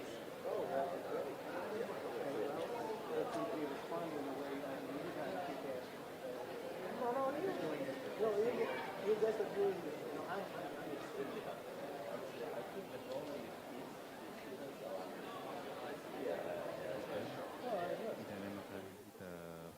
acompanha a sessão da rua da Dersanto e a melodia né e depois ela se continua com a né e a break of né e a no né o gente colheu com a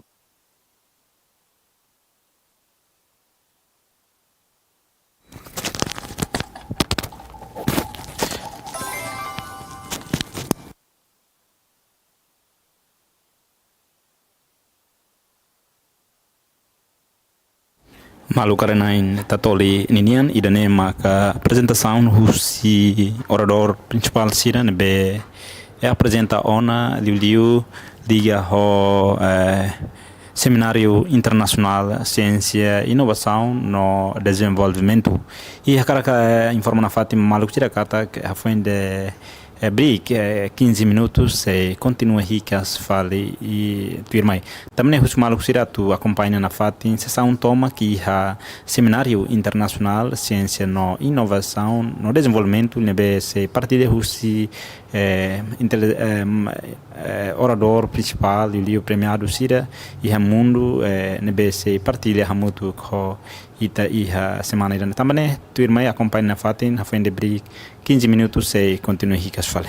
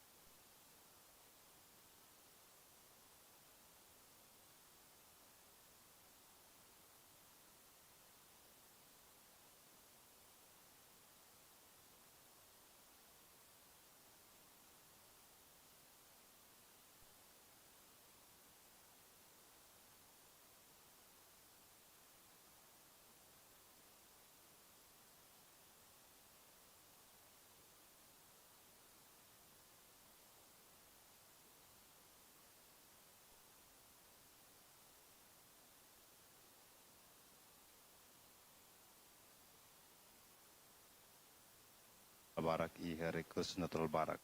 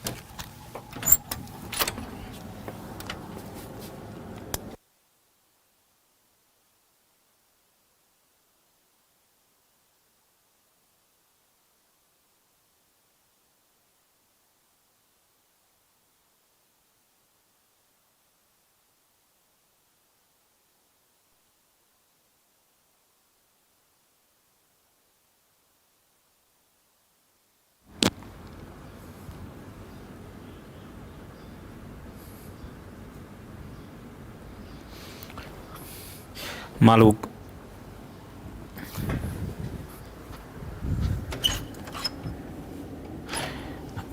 harenain Tatoli ninian hanesano hi nam informal ona Timor-Leste saimonain e Cimeira Siénsia no Inovasaun para Desenvolvimento de Hunruarunu resinen e cientista no mos Nobel sira premiado laureado Nobel sira husi país oin e o mundo nebe se partilha se experiências se pesquisa sira liu ho detecta inovação fon sira e tecnologia no ciência ninian nebe se partilha muito ko ita durante loron hira mai também a sessão ba loron ninian laureado no mos cientista nain hatona nebe participa e a primeira sessão lidera Husi secretária geral G7 mais Elder da Costa no segundo sessão lidera Husi governador Banco Central Timor-Leste, Elder Lopes.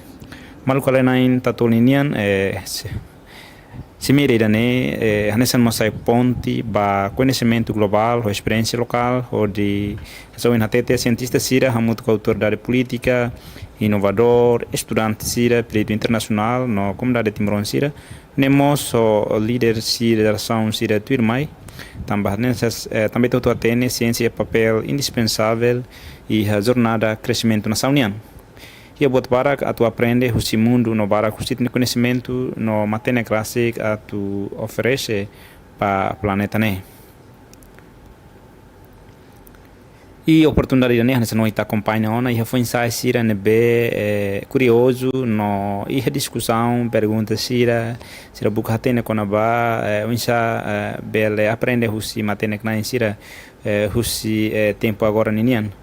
E nebe ita acompanha e pergunta debate de sira no imagina saída max rasi que bela alcança e mundo digital de hindoron.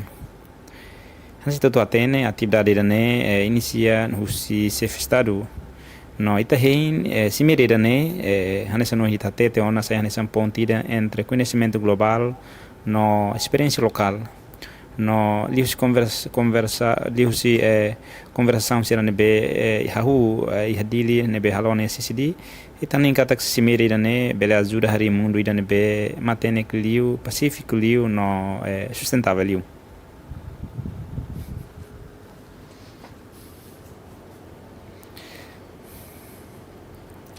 Malu karenain tatol ninian essa no hinita acompanha da né e ela tempo descansa 15 minutos ninian no e essa sessão siran be o hin liuwa interativo tebes e be discussão entre participantes sira liu jovem sira ou intelectual sira timoruan sira o laureado Nobel sira nomos cientista sira be apresenta ona senia perspectiva liu ciência inovação no desenvolvimento e se mira sira nessa né moça tu explora área temático no sabe sira inclui inteligência artificial no tecnologia emergente sira liu liga ho área importante sira nessa saúde biotecnologia no bem-estar humano.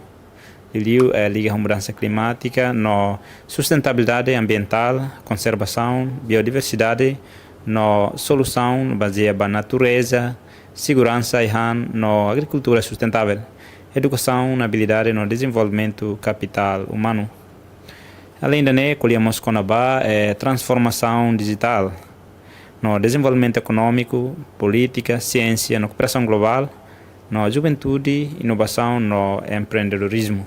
Também maluxira na fatina acompanha programa né, nebe 10 minutos tan se hahu fila fale.